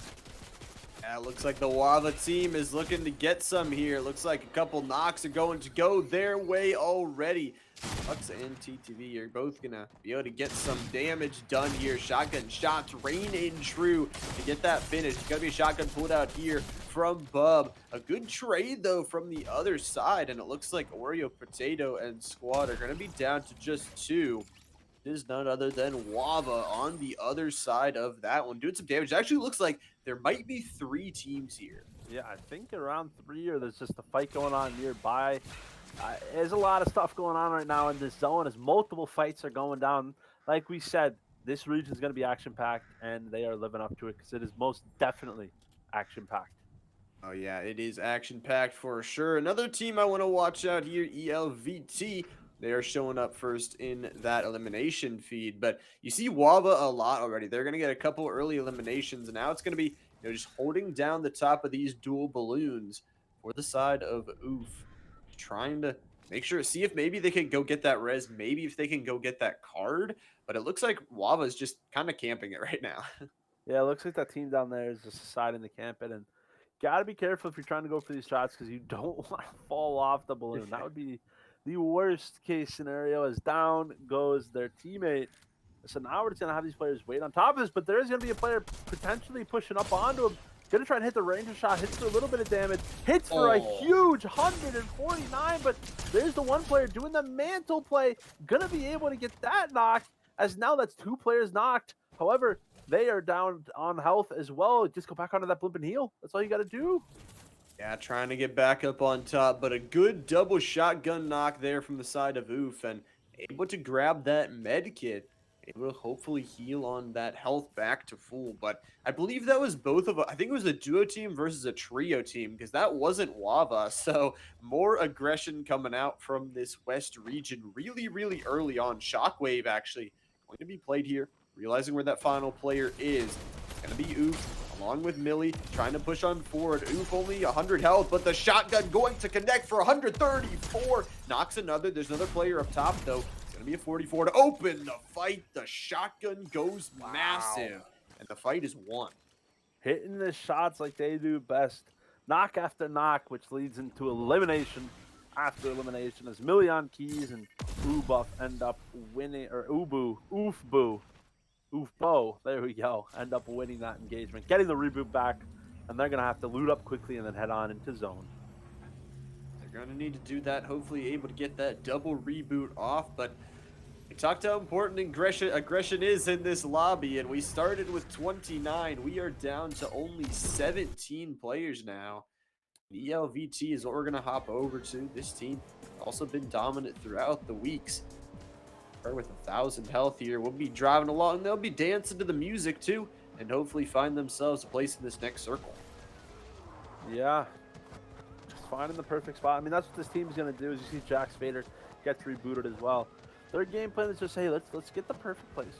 Let's find the spot for us to relax, sit back and relax, chill out, and then maybe take on a fight. But we just got to find positioning so it's hard for teams to push us. That's the key in Zero Build, is to find the perfect spot in the zone where not only is it easy for you to get shots on opponents, but it's hard for opponents to push you. Yeah, you want to make sure that you have that really good position, and more on that, that you make sure that it's protected, that you're not just lackadaisically looking one way, that you are looking all ways and making sure that anybody that tries to come up and take it, that your backside, front side, left, right are all protected. And you have to have that team communication to make sure that, no team could just walk up and steal that from you, because we've seen it happen before. But from ELVT, this is a good position. Now it's going to be a blimp for them to work with. That balloon is going to be nice to, once again, provide them some nice angles, but there are a couple balloons in the area, so you do have to be careful if another team looks to take one.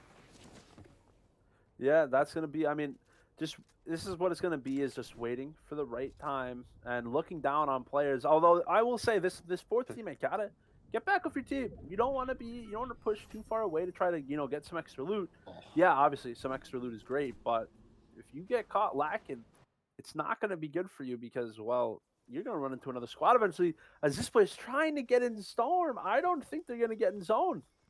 I don't think so. Millie is still alive and kind of squeaking in there. It does look like both these players were possibly rebooted. And, it looks like both of them actually going to be knocked down now. So, with the Oof here and Shell are going to be in the knockdown state. Oh, man. Look at that. Crowbar's going actually crazy in the elimination feed. Shotgunning Taking down Jax Vader as well. Yeah, Rez coming through here in the push. Get in the zone? Like, you're almost there. Oh, they're in. Oh, they got it with just time to spare. It's crazy. These are huge plays. The rebooted players obviously not going to have as much loot as the others, but hopefully able to heal that on up. We did see a couple of, players in the kill feed there from Lava taking some damage. I believe Jax Vader was the only one to go down and eliminated, but that is a little bit dangerous scenario when you don't have your full team. But talking about a dangerous scenario here, 100 health here on Anonymous. Will run, try and get back in zone. It looks like a lot of reboots have actually come through. I mean, we were at 17 players a couple minutes ago, and now we're back up to 22. Yeah, I mean, back up to 22. That's what the reboots are going to do, is bringing players back up into the game. As looks like there are a few players rebooted, as Now Squirtle Cat and their team trying to rotate on in, figure out the perfect spot to be. As their shots are going to start to come in, and the trade is coming in as well. Some good 35s here from the side of Millie on the keys. We know they can take a team fight before we're going to have to fight against a Porta Bunker. It's going to be the grapple gun to try and get them away. Millie will have a tree of safety here. This double angles they have a couple different things. The Wolf is actually looking to maybe do some damage on the other side, and Foster actually is going to get a knock on towards Oofboy, it looks like. So it is the side of OHVA that is shooting towards this Millie on the keys team. They only have 2 alive now.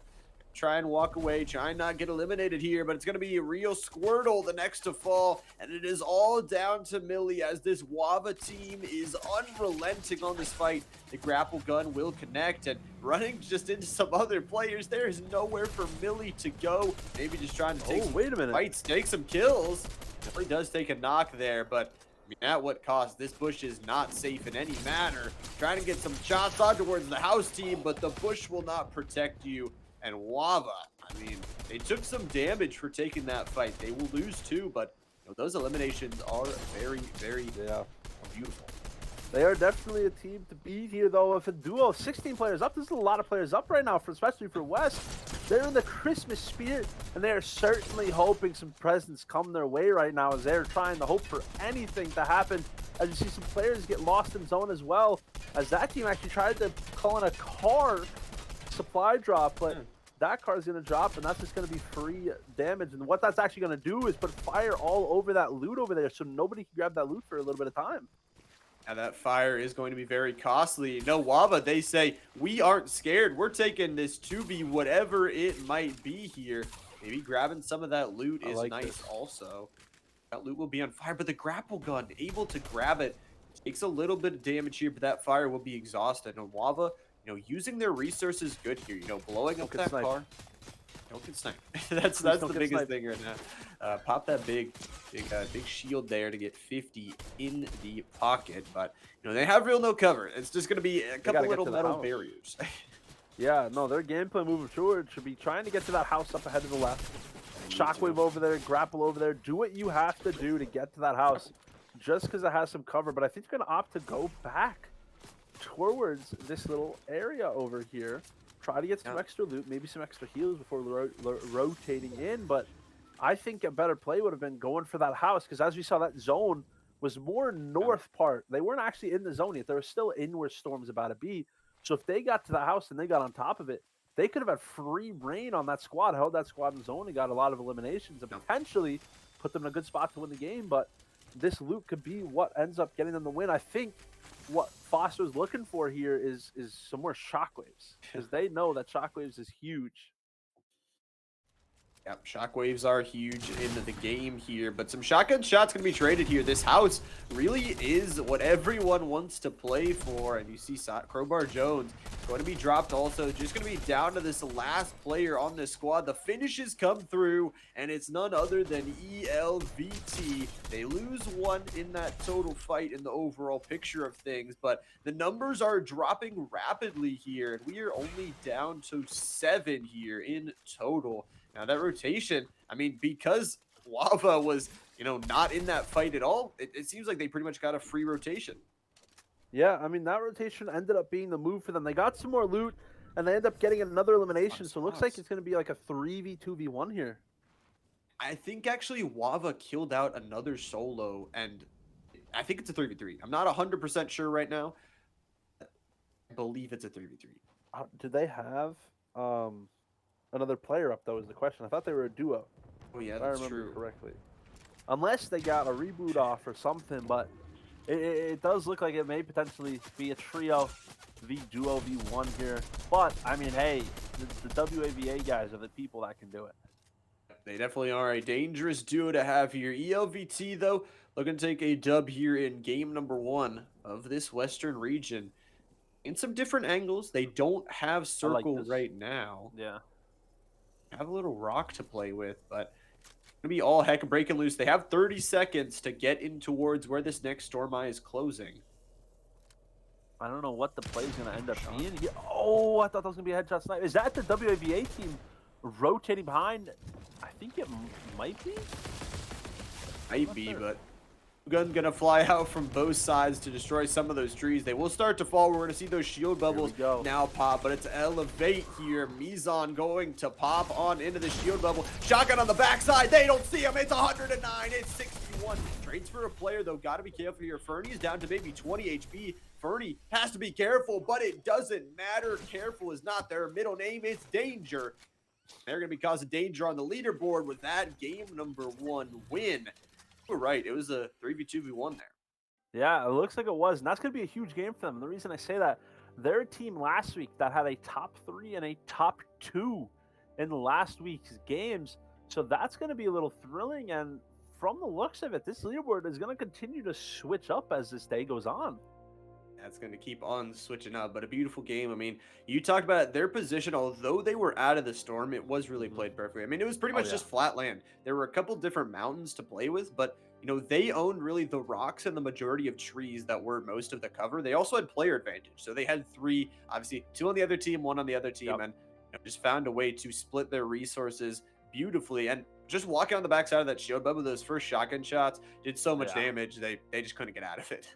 Yeah, no, the key to success in that final fight there was the huge flank from behind to knock that first player, ultimately make it a 2v1 and get some damage onto the last player as well, was huge and ultimately was what led to their victory, as that was an outstanding game. Yeah, that was such an outstanding game, but it is only the first one, obviously, here in the West region. We will have 2 more of those super aggressive games, but we do have to take just a short break. Ladies and gentlemen, don't go anywhere. Don't do it. We will be back in just a short while with game number 2 of the West region.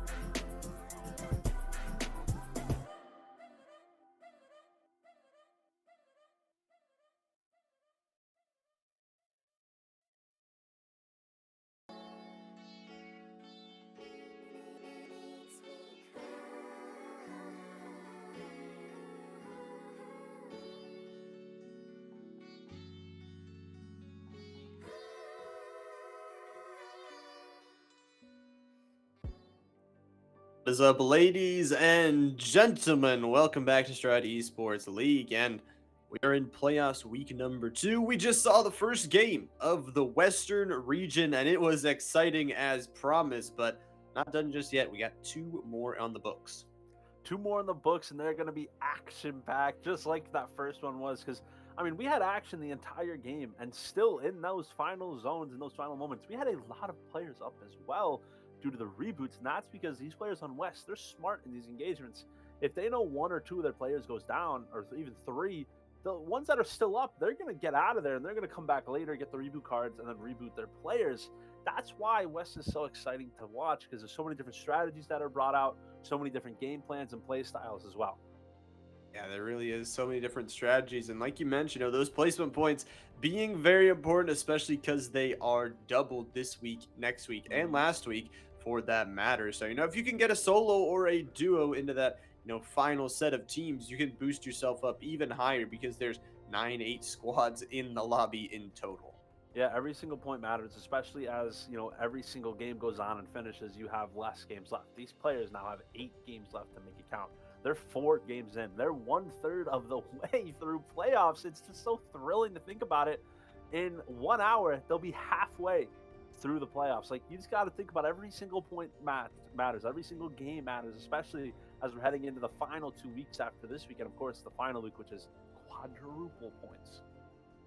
Every point matters, every game matters, and that has to be the thought of these teams that obviously do have still 2 games left here on the night. Like you said, after this night, we'll still have 6. We'll be halfway through our playoffs, but every game really does count.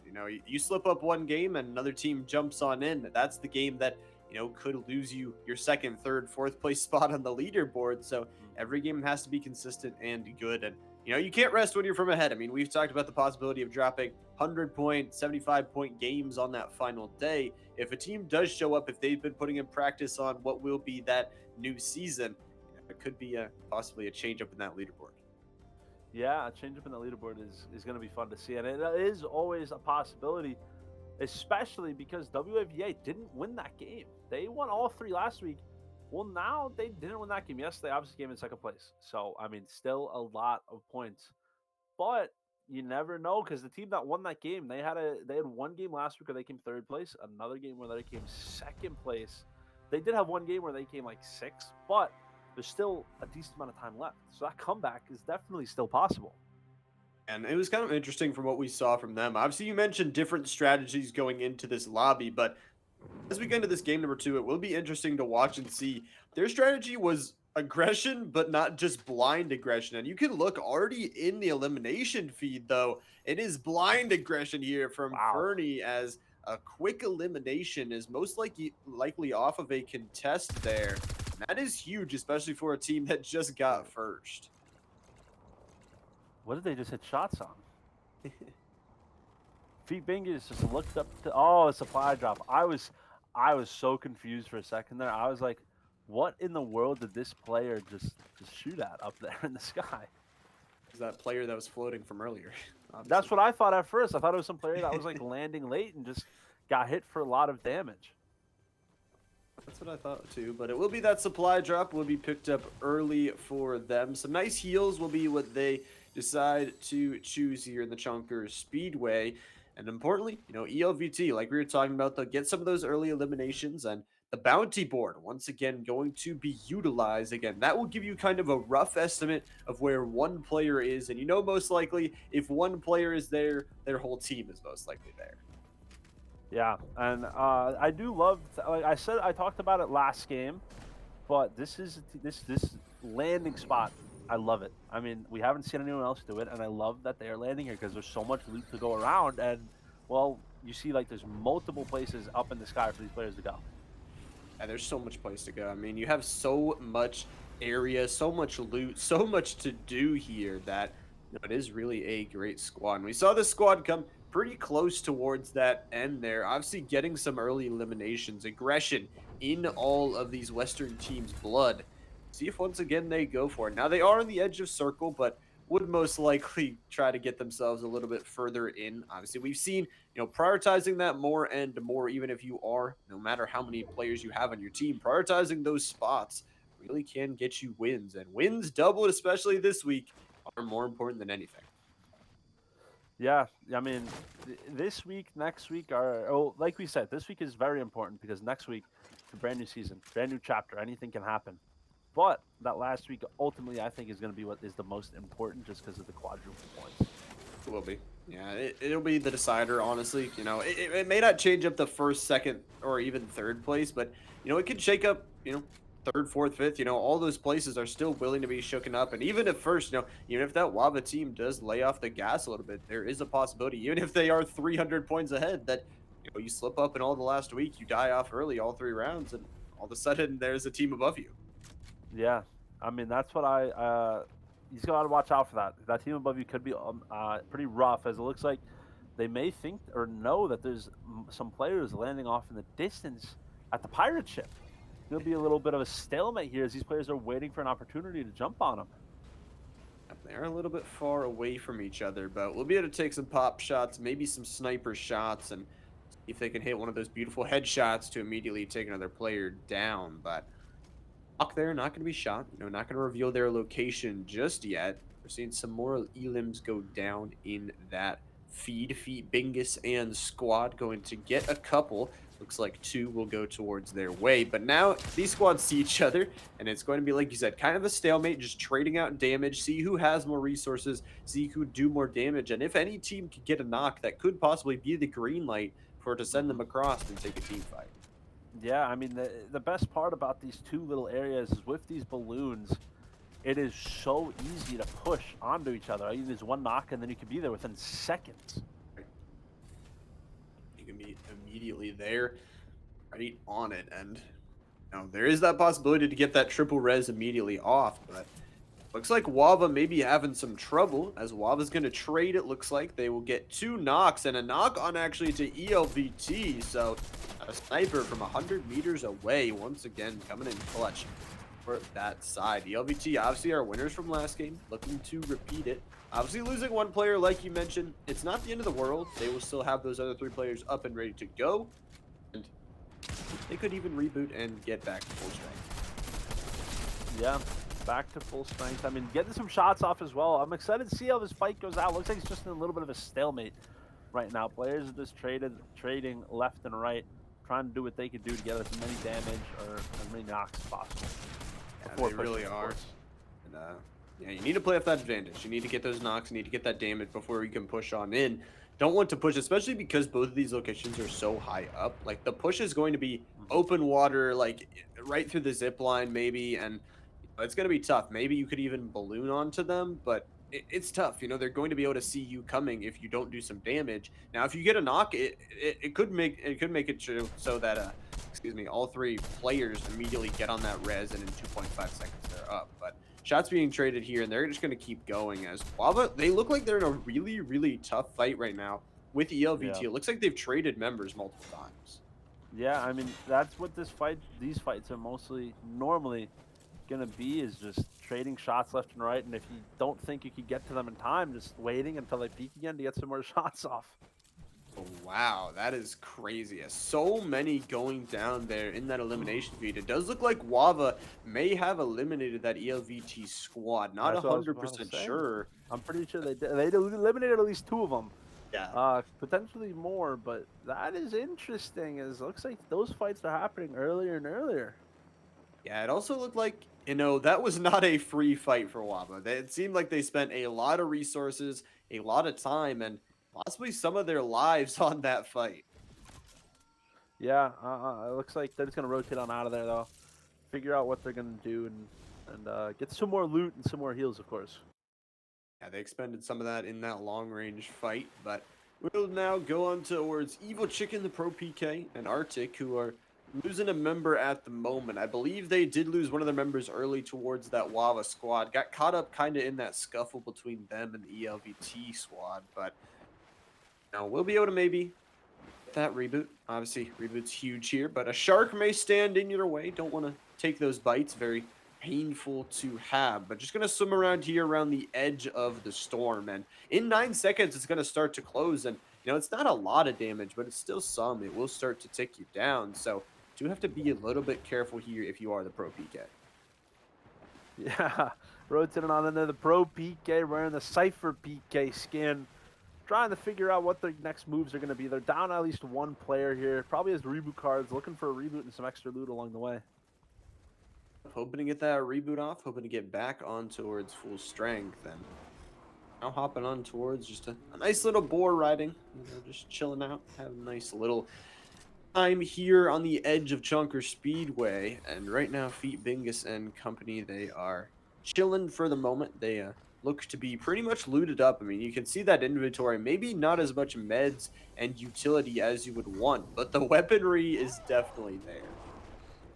Yeah, the weaponry's there. I mean, look at that. That is borderline perfect. Obviously, I'd replace maybe the grenades for some heals or something, because 4 weapons and grenades is an interesting loadout, but I like it, especially while riding the boar, going all in. I love it. I mess with it. I like it a lot. I like it too, It's that aggressive nature as long as you're, communicating with your teammates that they are the ones carrying some, heals, utility, something to protect you when ultimately things turn sour, maybe not the way you would have wanted, but strats here. We're gonna actually do the well-known boar on top of the car strat. Interesting. I wouldn't say well known, but it's definitely a strategy to say the least. I like it though. It's interesting. Oh wait, car on top, boar Ooh. on car potentially. No, okay. I thought. Oh, it's the boar sandwich. That's the one everybody knows. Looks like there's some the fighting is finally happening, and that's going to be WAVA getting engaged in that fight we were looking at before. It looks like some engagements coming through, like you're saying. Wava trying to put some damage down. Foster is going massive. The E-limbs come through. And holy Wava, 2 successful fights it looks like already, but some damage here as a truck trying to run out of the way. Millie going to eliminate that one player of Wava, so Wava might be a little bit hurt right now. And this flaming car might be them. I don't know if it is, but one player in the shield bubble nonetheless. Going to be a fight here. It looks like Jack's going to get a knock in that kill feed, but Anonymous going to eliminate not a player of Wava, but the Pro PK actually is going to be the one to fall in that shield bubble. So while this fight is going on, Feet Bingus and squad, good elims, get themselves some good points, but Wava looks to be in a little bit of trouble. Yeah, a little bit of trouble, and that's just because maybe they're playing a little too aggressive. They might have misjudged these lobbies, and now they're paying for it. Coming to try and finish off this lobby, but aggression can bite you sometimes. Jax Vader, though, get another elim, so that aggression paying off. The board to launch themselves here, as it looks like this team just tries to continue to fight on through. 13 is what the player count is going to be. 20 seconds until this next storm eye will start to close. Siege kind of hiding in a house right now for this squad. Filling out, seeing if they can maybe block off some of the doors. Are out of the ring, though. The circle, excuse me. Ooh, I don't know about that play, but interesting. Getting rid of the walls and deciding to go under the bill or under the docks here, waiting as Pro PK is down. So it's up to those 3 to try to clutch up. As Foster. Foster goes down as well. This team is Ow. collapsing from their aggressiveness. Yeah, it looks like the aggression not really paying off this game for the side of Wava.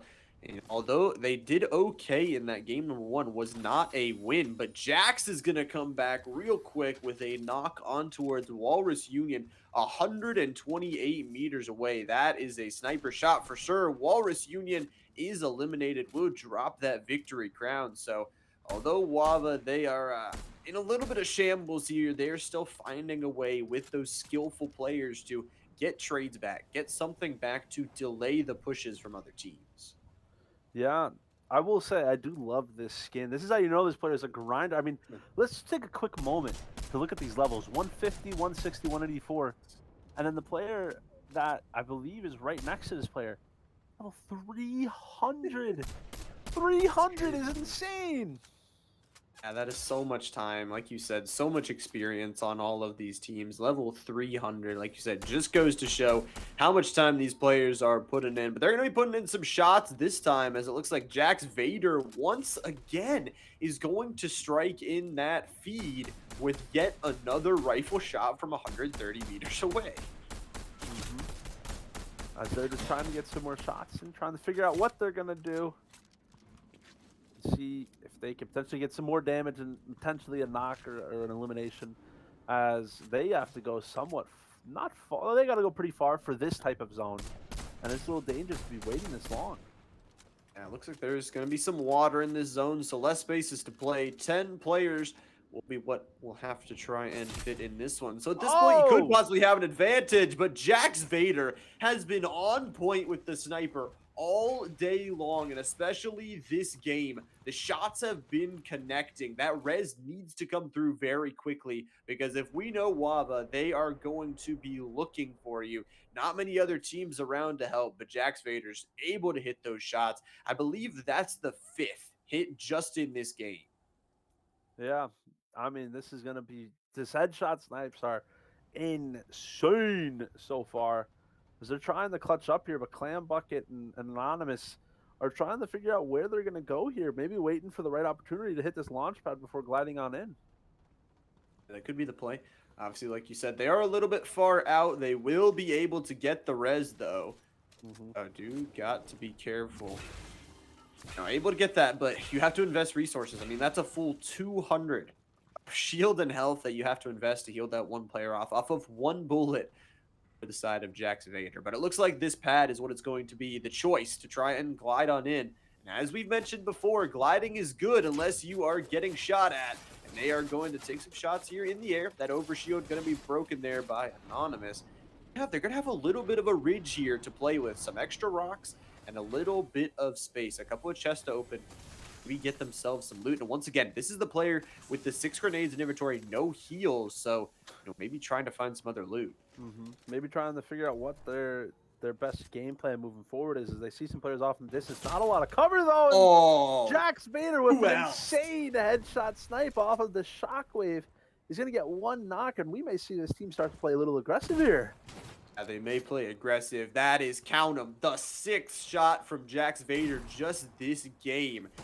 Beautiful. Also, Flicks doing work here in that elim feed. Munchkin going to be watching from the spectator screen as it looks like very aggressive play here.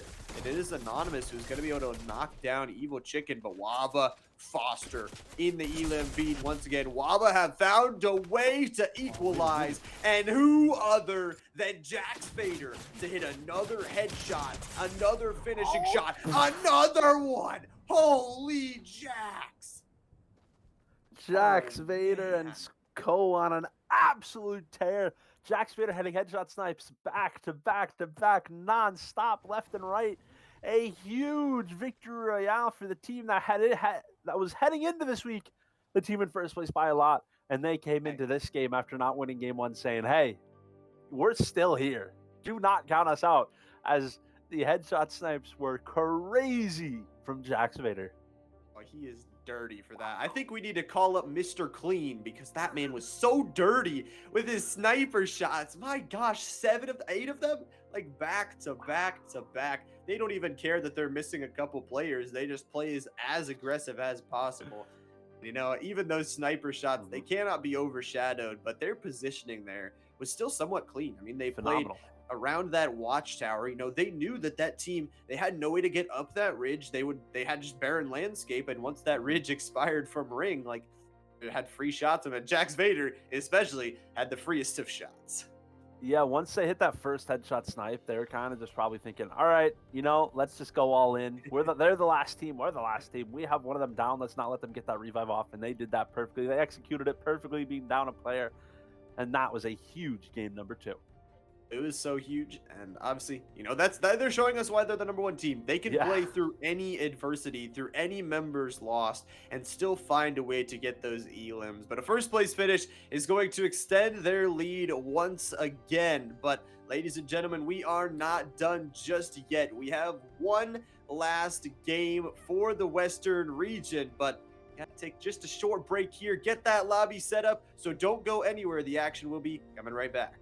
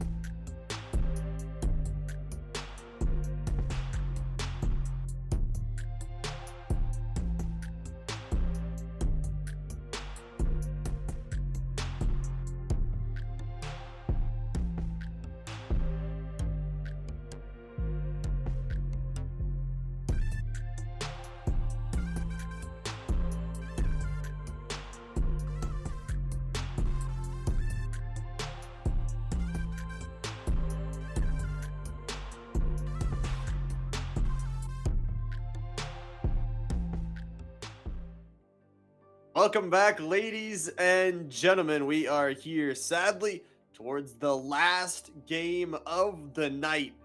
It's going to be in Western region. It's going to be exciting. We know it, but it's going to be sad, to leave off of week 2. Obviously, we have week 3 and week 4 to look forward to, but talking about that previous game, that game number 2 in the Western region, what a game from our number 1 current team, OHVA. I mean, what an outstanding game from them. They played it perfectly as a trio, got the first headshot snipe, which ultimately led to them to play super aggressive onto the last final players, and ultimately led them to getting the high, very high, I think it was pretty high elimination victory royale. I mean, that's just going to add right on to where they are on the leaderboard. They're currently in first place by a lot of points, and now they're like right here. Now they're up here.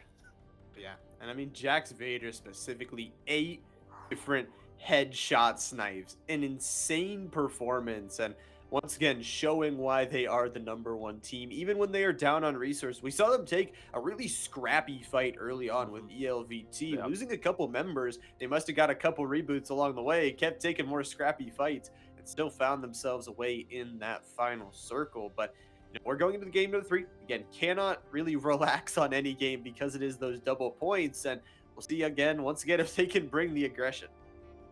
Yeah, if they can bring the aggression, that's what they're going to do. And I'm pretty sure we're probably going to see that again. They're about an hour ish into this event. And knowing them and knowing these players, I've talked to them a few times outside of the event. They want to end this final game as fast as they can. That's normally their game plan heading into the third game, is as many eliminations as they can get, a victory royale, and a victory royale as soon as they possibly can get it. They want to get done, want to get some rest, relaxation. Obviously, got to get your rest getting prepared for that new map that is going to be coming in. We've talked about it, that the changes are going to be, coming in mid playoffs here. So we'll have to see how they adapt to that, see if they can still play that aggressive style on that new map. But like you said, they're going to try and definitely finish it off as fast as possible here. Yeah, they're going to try to finish off on a hot streak, try to keep that momentum moving into the third week, which is also going to be a big week. New chapter, new map, new weapons, new, well, literally everything. Who knows what the future has entailed for this game? And I'm going to be excited to see how these players adapt to the future. Yeah, I'm so excited. I mean, these players, more than anything, adapting is what they do best, but we'll see how they do it here in our final game of the night, our final game from Western Region. It's going to be a good one for sure. Game number 3. Yeah, game number 3, game number 1, and game number 2 did not disappoint. Honestly, the first 8 games of today on all regions did not disappoint at all, and I am pretty much, or I'm just going to say right now, this game will not disappoint at all. A promise? Venman promise? I hope so. All right, well, I am here for it, and 28 players are here to watch the action from their points of view also. Already going to be a rotate here from Oreo, Potato, and Squad, as the shields may not be full, but the weaponry is looking already pretty good. And we've seen that, that fights can pop up really anywhere. So you really need to get your loot going. And once again, utilizing the bounty board, make sure that you can, get some extra information. Information being one of those currencies that if you cannot farm for, you need to get yourself. And actually, they're going to be getting themselves a knock on towards OHVA. And Foster and replays are down, so now it's a 2v4, and this could be a huge upset here. This could be a huge opportunity for the WAVA team to go down very early on. As now Flix goes down, and down goes Jax Vader. The WAVA squad already out of this game, the first team to be eliminated in this game. Wow, that is surprising to say the least. It looks like they were just kind of hiding up there on the top of that Aztec mountain, and it just results in them getting found out. A good team fight, though, you can say it, from the side of Seiji and company. Walrus Union getting in there first, it looked like. Getting those shots, the shotgun specifically just connecting. It looks like maybe OHVA had not found full shields or full weaponry to fight, and it can be that RNG factor, and they're going to have to be watching this one from the sidelines. Yeah, I mean, if I had to guess, maybe they tried to land at a different part of the map to try to say, hey, maybe, like, they probably realized a lot of players land on the eastern side of the map. So maybe their idea was to land on the eastern side, get a lot of loot, and then go and play aggressive. But That's the disadvantage of doing that game plan, landing somewhere different. You don't know the loop paths. And if I had to guess, that's what happened right there. Is the WAVA team did not know where the best loot was, while this team, who's been landing here for many weeks, knows the best loot path, and they're able to have better loot. And that was probably ultimately what was the game changer.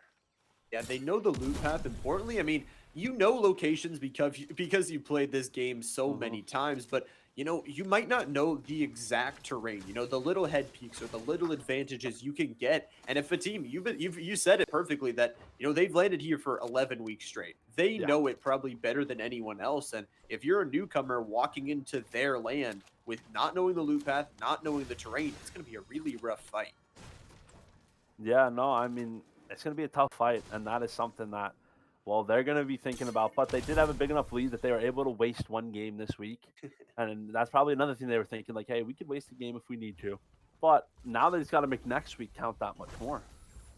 They're having fun here for sure, but it will open up the door here for possibly, we've seen ELVT. We saw them pop off in that first game, get a win. Maybe they can get two here and maybe try and, play a little bit of catch up. Playing, the door is kind of open, although, like you said, they did earn a lot of points, a lot of elims in that last game from Lava.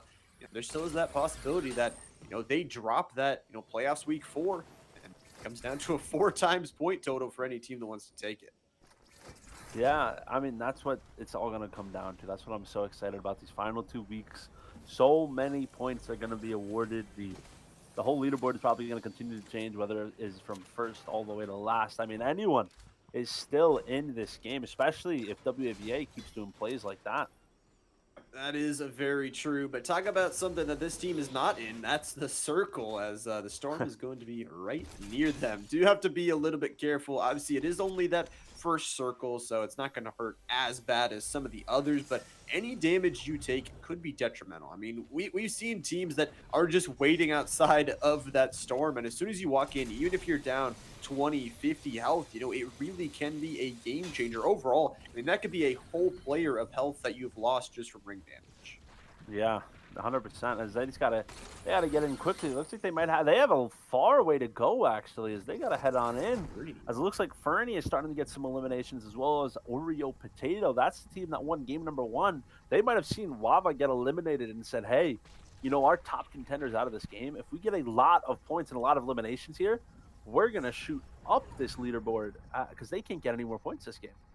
Yeah, it actually looks like it's going to go the other way, though. The ELV team squad are going to trade back some of those elims, and it looks like they will full elim that whole other squad. Now, we saw a couple of their players, like you were mentioning, go down, so we'll have to get those up. If they did, get fully eliminated, they will need to get those reboots off. But early on, 2 fights to take out 2 of our top name teams. 100%. Two of the top name teams are going to be or one's going to be eliminated. One's going to be in a pretty tough predicament, or at this point, almost eliminated. So this is exciting. I'm hyped to see how this is going to go.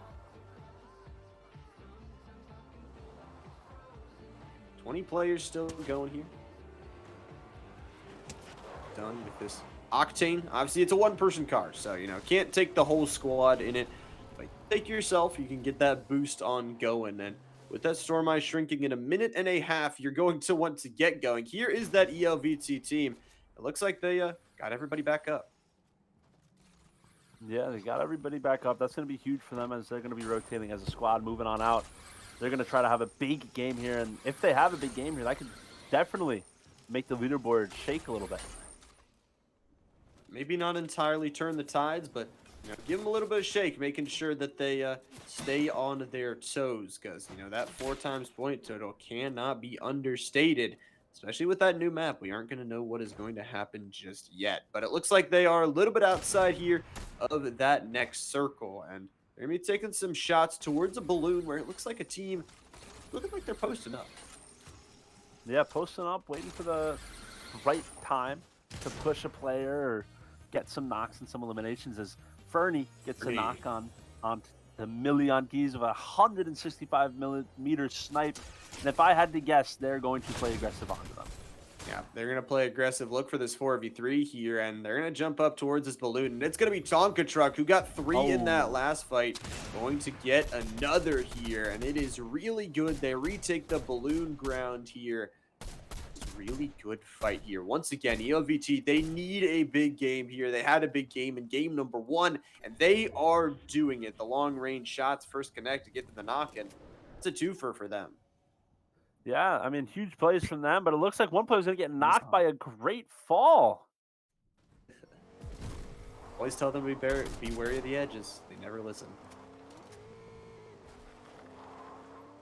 Yeah, I Very mean, that's true. something you always got to look out for are those edges because if you get too close, you may just fall off, and that could be costly. Yeah, it really can be. That res will have to come through very quickly. There are still a lot of teams around here, but Fernie's going to get another elim there. So points going towards the way of this ELVT squad back, fourth and center here. But some dancing is what's going to be done here by Anonymous and Clam Bucket. Is they're driving. They are trying to get a good spot here in this next circle. And how many players are still here? That's a really smart decision, I think.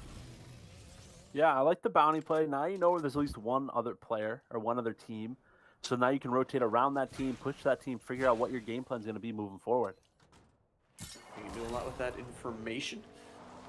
Bounty play for them, but the truck is going to be the play.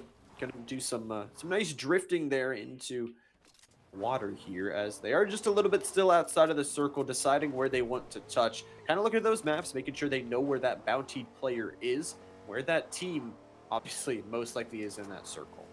hmm I like this play though. Going up atop this mountain, they're going to be able to see where they want to rotate, figure out where some players are, and maybe get some shots on players as well. It's not just a rock; it's a boulder. Yeah, hold down the site like you're saying. Hopefully, hold down their boulder, little boulder friend for them to conversate with while they hold down this high ground. And the high ground is going to give them this advantage to cut down those sight lines and make sure that this team that is rotating right on the edge of that storm is going to pay maybe the ultimate price. They're going to pay in damage first, as some nice shots being traded. Yeah, some shots are being traded. And let's see how this fight is going to end up finishing because these players are going to be shooting left and right trying to take out cover, but there's not a lot of cover here. No, there's not a lot of cover, just those trees. Much as all that they have, a shield bubble actually going to have to be utilized here by this team. So they're going to still be looking down towards it, and they can pop in, pop out of that bubble with no real danger towards them, knowing they have that there. It's going to go down here soon. Gotta be careful. A pop, it looks like a porta bunker, so extra utility utilized here, utilizing to try and confirm these eliminations. Actually, 2 porta bunkers. I mean, you got to be careful, Venman, here that you don't use too much utility, I feel like. No, you definitely don't want to use too much utility because you got to save it, of course, for the end game, especially now that they don't have that zone anymore. But you got to be Oh, careful for the headshot snipes coming from Meeson.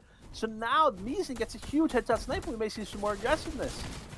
yep, we might see some aggression here. It was Jax last time. It's Mizon this time, and they are already here. The res will get off, but I don't know if they can heal in time. Some shotgun trades will go out, but it's one down from this side already. Tonka Truck once again going massive. 2 are in the knock state, and it's all down to Anonymous and Feet Bingus to try and get down the other way. But a beautiful team fight opened up by that Mizon sniper headshot is going all towards them. These porta bunkers will not save them now. The shields will get reset, but I mean, at what cost? They've already lost 2.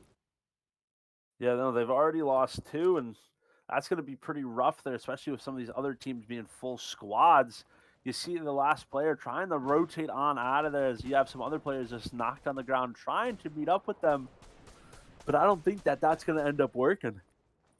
I really don't. And that storm is coming in. It is going to tick, and not a lot of health left on this player. Most likely the choice is just to leave them there. Sadly, they just have to, again, we talked about it. Play towards your strengths. Play towards what you have left. And what you have left could get you some good placement points. But Tonka Truck going to finally get that elim there. And ELVT, this squad, this game has been all them all game long. I mean, they won that first game. They're looking to have such a big day here. I mean, so many elims in their pocket already. throughout the whole team, but I mean, they are looking to finish this one out. What? The Oh, shark man. comes flying Shark. out of nowhere and attacks the NPC, and they're gonna have to take down that NPC, and now the shark is out of the water. Yeah, the shark going a little bit rogue there and attacking one of those NPCs. But now look at this, a good spot here from ELVT as they're going to take the house and ultimately take up towards this balloon. There is a team up here. They do got to be a little bit careful, but it's just a push on here. Got to be careful from Tonka. Tonka been doing a lot of damage earlier, but it is anonymous to take the first knock towards the other side, and Tonka is here. The truck going to run over that enemy squad in a beautiful, beautiful team fight. They take the high ground, and they're looking for even more. Wow, getting some huge eliminations, some huge knocks, and getting some more shots off on players on the distance. They're on a tear right now. We said when the WAVA team got eliminated very early on that they had to have a big game. And, well, what are they doing? They're having a huge game so far. Yeah, such a massive game for them here. Absolutely huge. They have the high ground. They are not done yet. They want to keep this going. Some players in this zone for them.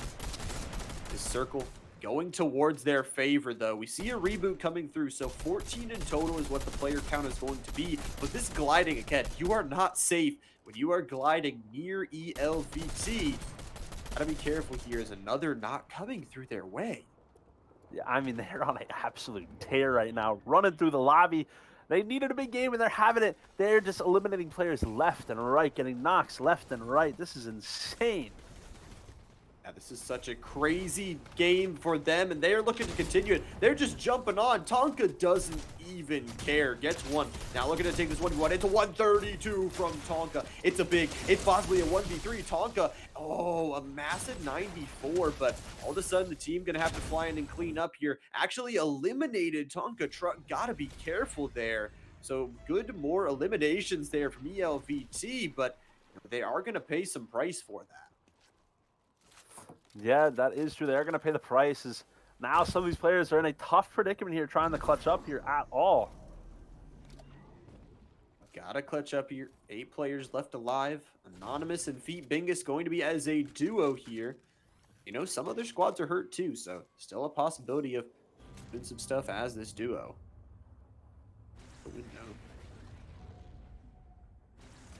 Up and down. Reboots come through, though. The reboots are coming through, so it looks like that fight that we said may have cost them is actually doesn't really matter because they'll get the reboots back up. Oh, they'll get those players, and that is huge, especially that Shark is going rogue again. Yeah, wow, this Shark man. is on an absolute tear right now. Pretty much griefing this team, making it a little bit harder for them to try to clutch up. Yeah, they really have no space to play in this building now with that Shark, and this Chrome going to be able to warp them through the walls. Now they're going to have to make a little bit of an awkward rotate here. But this ring, once again, is just water. So hopefully you're not hydrophobic here because the LVT team, they're looking to strike lightning in this water. See if they can connect with it. 5 seconds until this storm starts to close. Yeah, they got to try to clutch up here. As you see some of these players down, 10 players left in this game. Looks like 2 players is going to be Feet Bingus' team. Only has 2 players left as they're going to try to clutch up and do something crazy here. Yep, gonna try and do something crazy, but the Storm Eye is going to start to close. 40 seconds until it closes into its entirety, and Anonymous got to be a little bit careful here. Got to use those splashes, just using this building for as much as possible. This is possibly the final fight here with no cover really anywhere. Launch pad going to be taken. 36 health here on Anonymous. Can they get to a safe spot? It'll be Mizon that will be able to knock a first. Towards these rocks. Towards these trees. This is like the zone from the first game that we watched today. An almost completely water zone, just a little bit of land. And, well, what are the odds that the 2 teams that are left are the 2 teams in the land? And the trees are going to come in and do a lot of damage. Yeah, they are fighting. It is looking good for ELVT. They will finish it off. They will clean up all of those eliminations. And what a big day for them. I mean, games 1 and 3 were all theirs. They placed themselves so well in that final circle. I mean, talk about having no space, having to glide over towards the spot, but knowing that those two teams are going to fight. And with that, I mean, just closing the gap ever so slightly. Yeah, they did what they needed to, and we said it at the very beginning of the game. With WAVA going out early on, that allowed, well, that team that we just saw win the game clutch up. Really did. It allowed them to get towards that spot, allowed them to get that win, allowed them to just clean up and watch as the other two teams completely fought it out. And what a fantastic day. I mean, you got to give it to them. Overall, 2 wins. They don't get all three, but still find a way to find that aggression in that final game. Without Wava there, they say, well, we'll be the aggressive team. We'll step up. And Exactly. they really did step up. Yeah, they did what they needed to. They came in clutch. They had a huge game when they needed to, and of course, they won another game today as well. So that leaderboard is going to go from like this big of a lead to like maybe even this big, or potentially something like this. You never know. This leaderboard is going to be all over the place with 2 weeks left, especially with that last week being quadruple points. This is still anyone's game. Yeah, it really is still anyone's game, but 2 weeks left. Talking about weekly, we do have some more games that we do play here at Stride. We got a full packed week of action. Obviously, Monday and Tuesday already happened. League of Legends Chess.com. Fortnite today, though, was a lot of fun, but Thursday and Friday will feature Rocket League and Valorant, and those will repeat into the next week. So if you want to check out any of those, make sure you are followed on the Stride Esports League channel, because obviously you want to stay notified on when we go live. But what a fantastic day of Fortnite it really was. 9 games of exciting action. Oh, exciting through and through. 9 fun-filled, action-packed games of zones all over the place. What are the odds the first game of the day was an almost completely water zone? The last game of the day was almost a complete water zone. Started it and ended it at the same thrilling end zones. That really did start and end the same way. But before we end it off, just a huge thank you, obviously, first towards the players for coming out, playing today, spending their Wednesday with us. Also, all the coaches and parents that provide so much support towards those players, allow them to do what they do. Also, production behind the scenes doing a fantastic job. The silent, unsung heroes, making sure that we can have a clean video feed to watch and an amazing feed for you guys to have. But I think that is pretty much going to do it for tonight for the Stride Esports League Playoffs, week number 2. Make sure, reminder, come back next week for weeks 3 and 4 on a whole new map, whole new arsenal of things. You will not want to miss it. But from Venman and Llama, we will see you next time.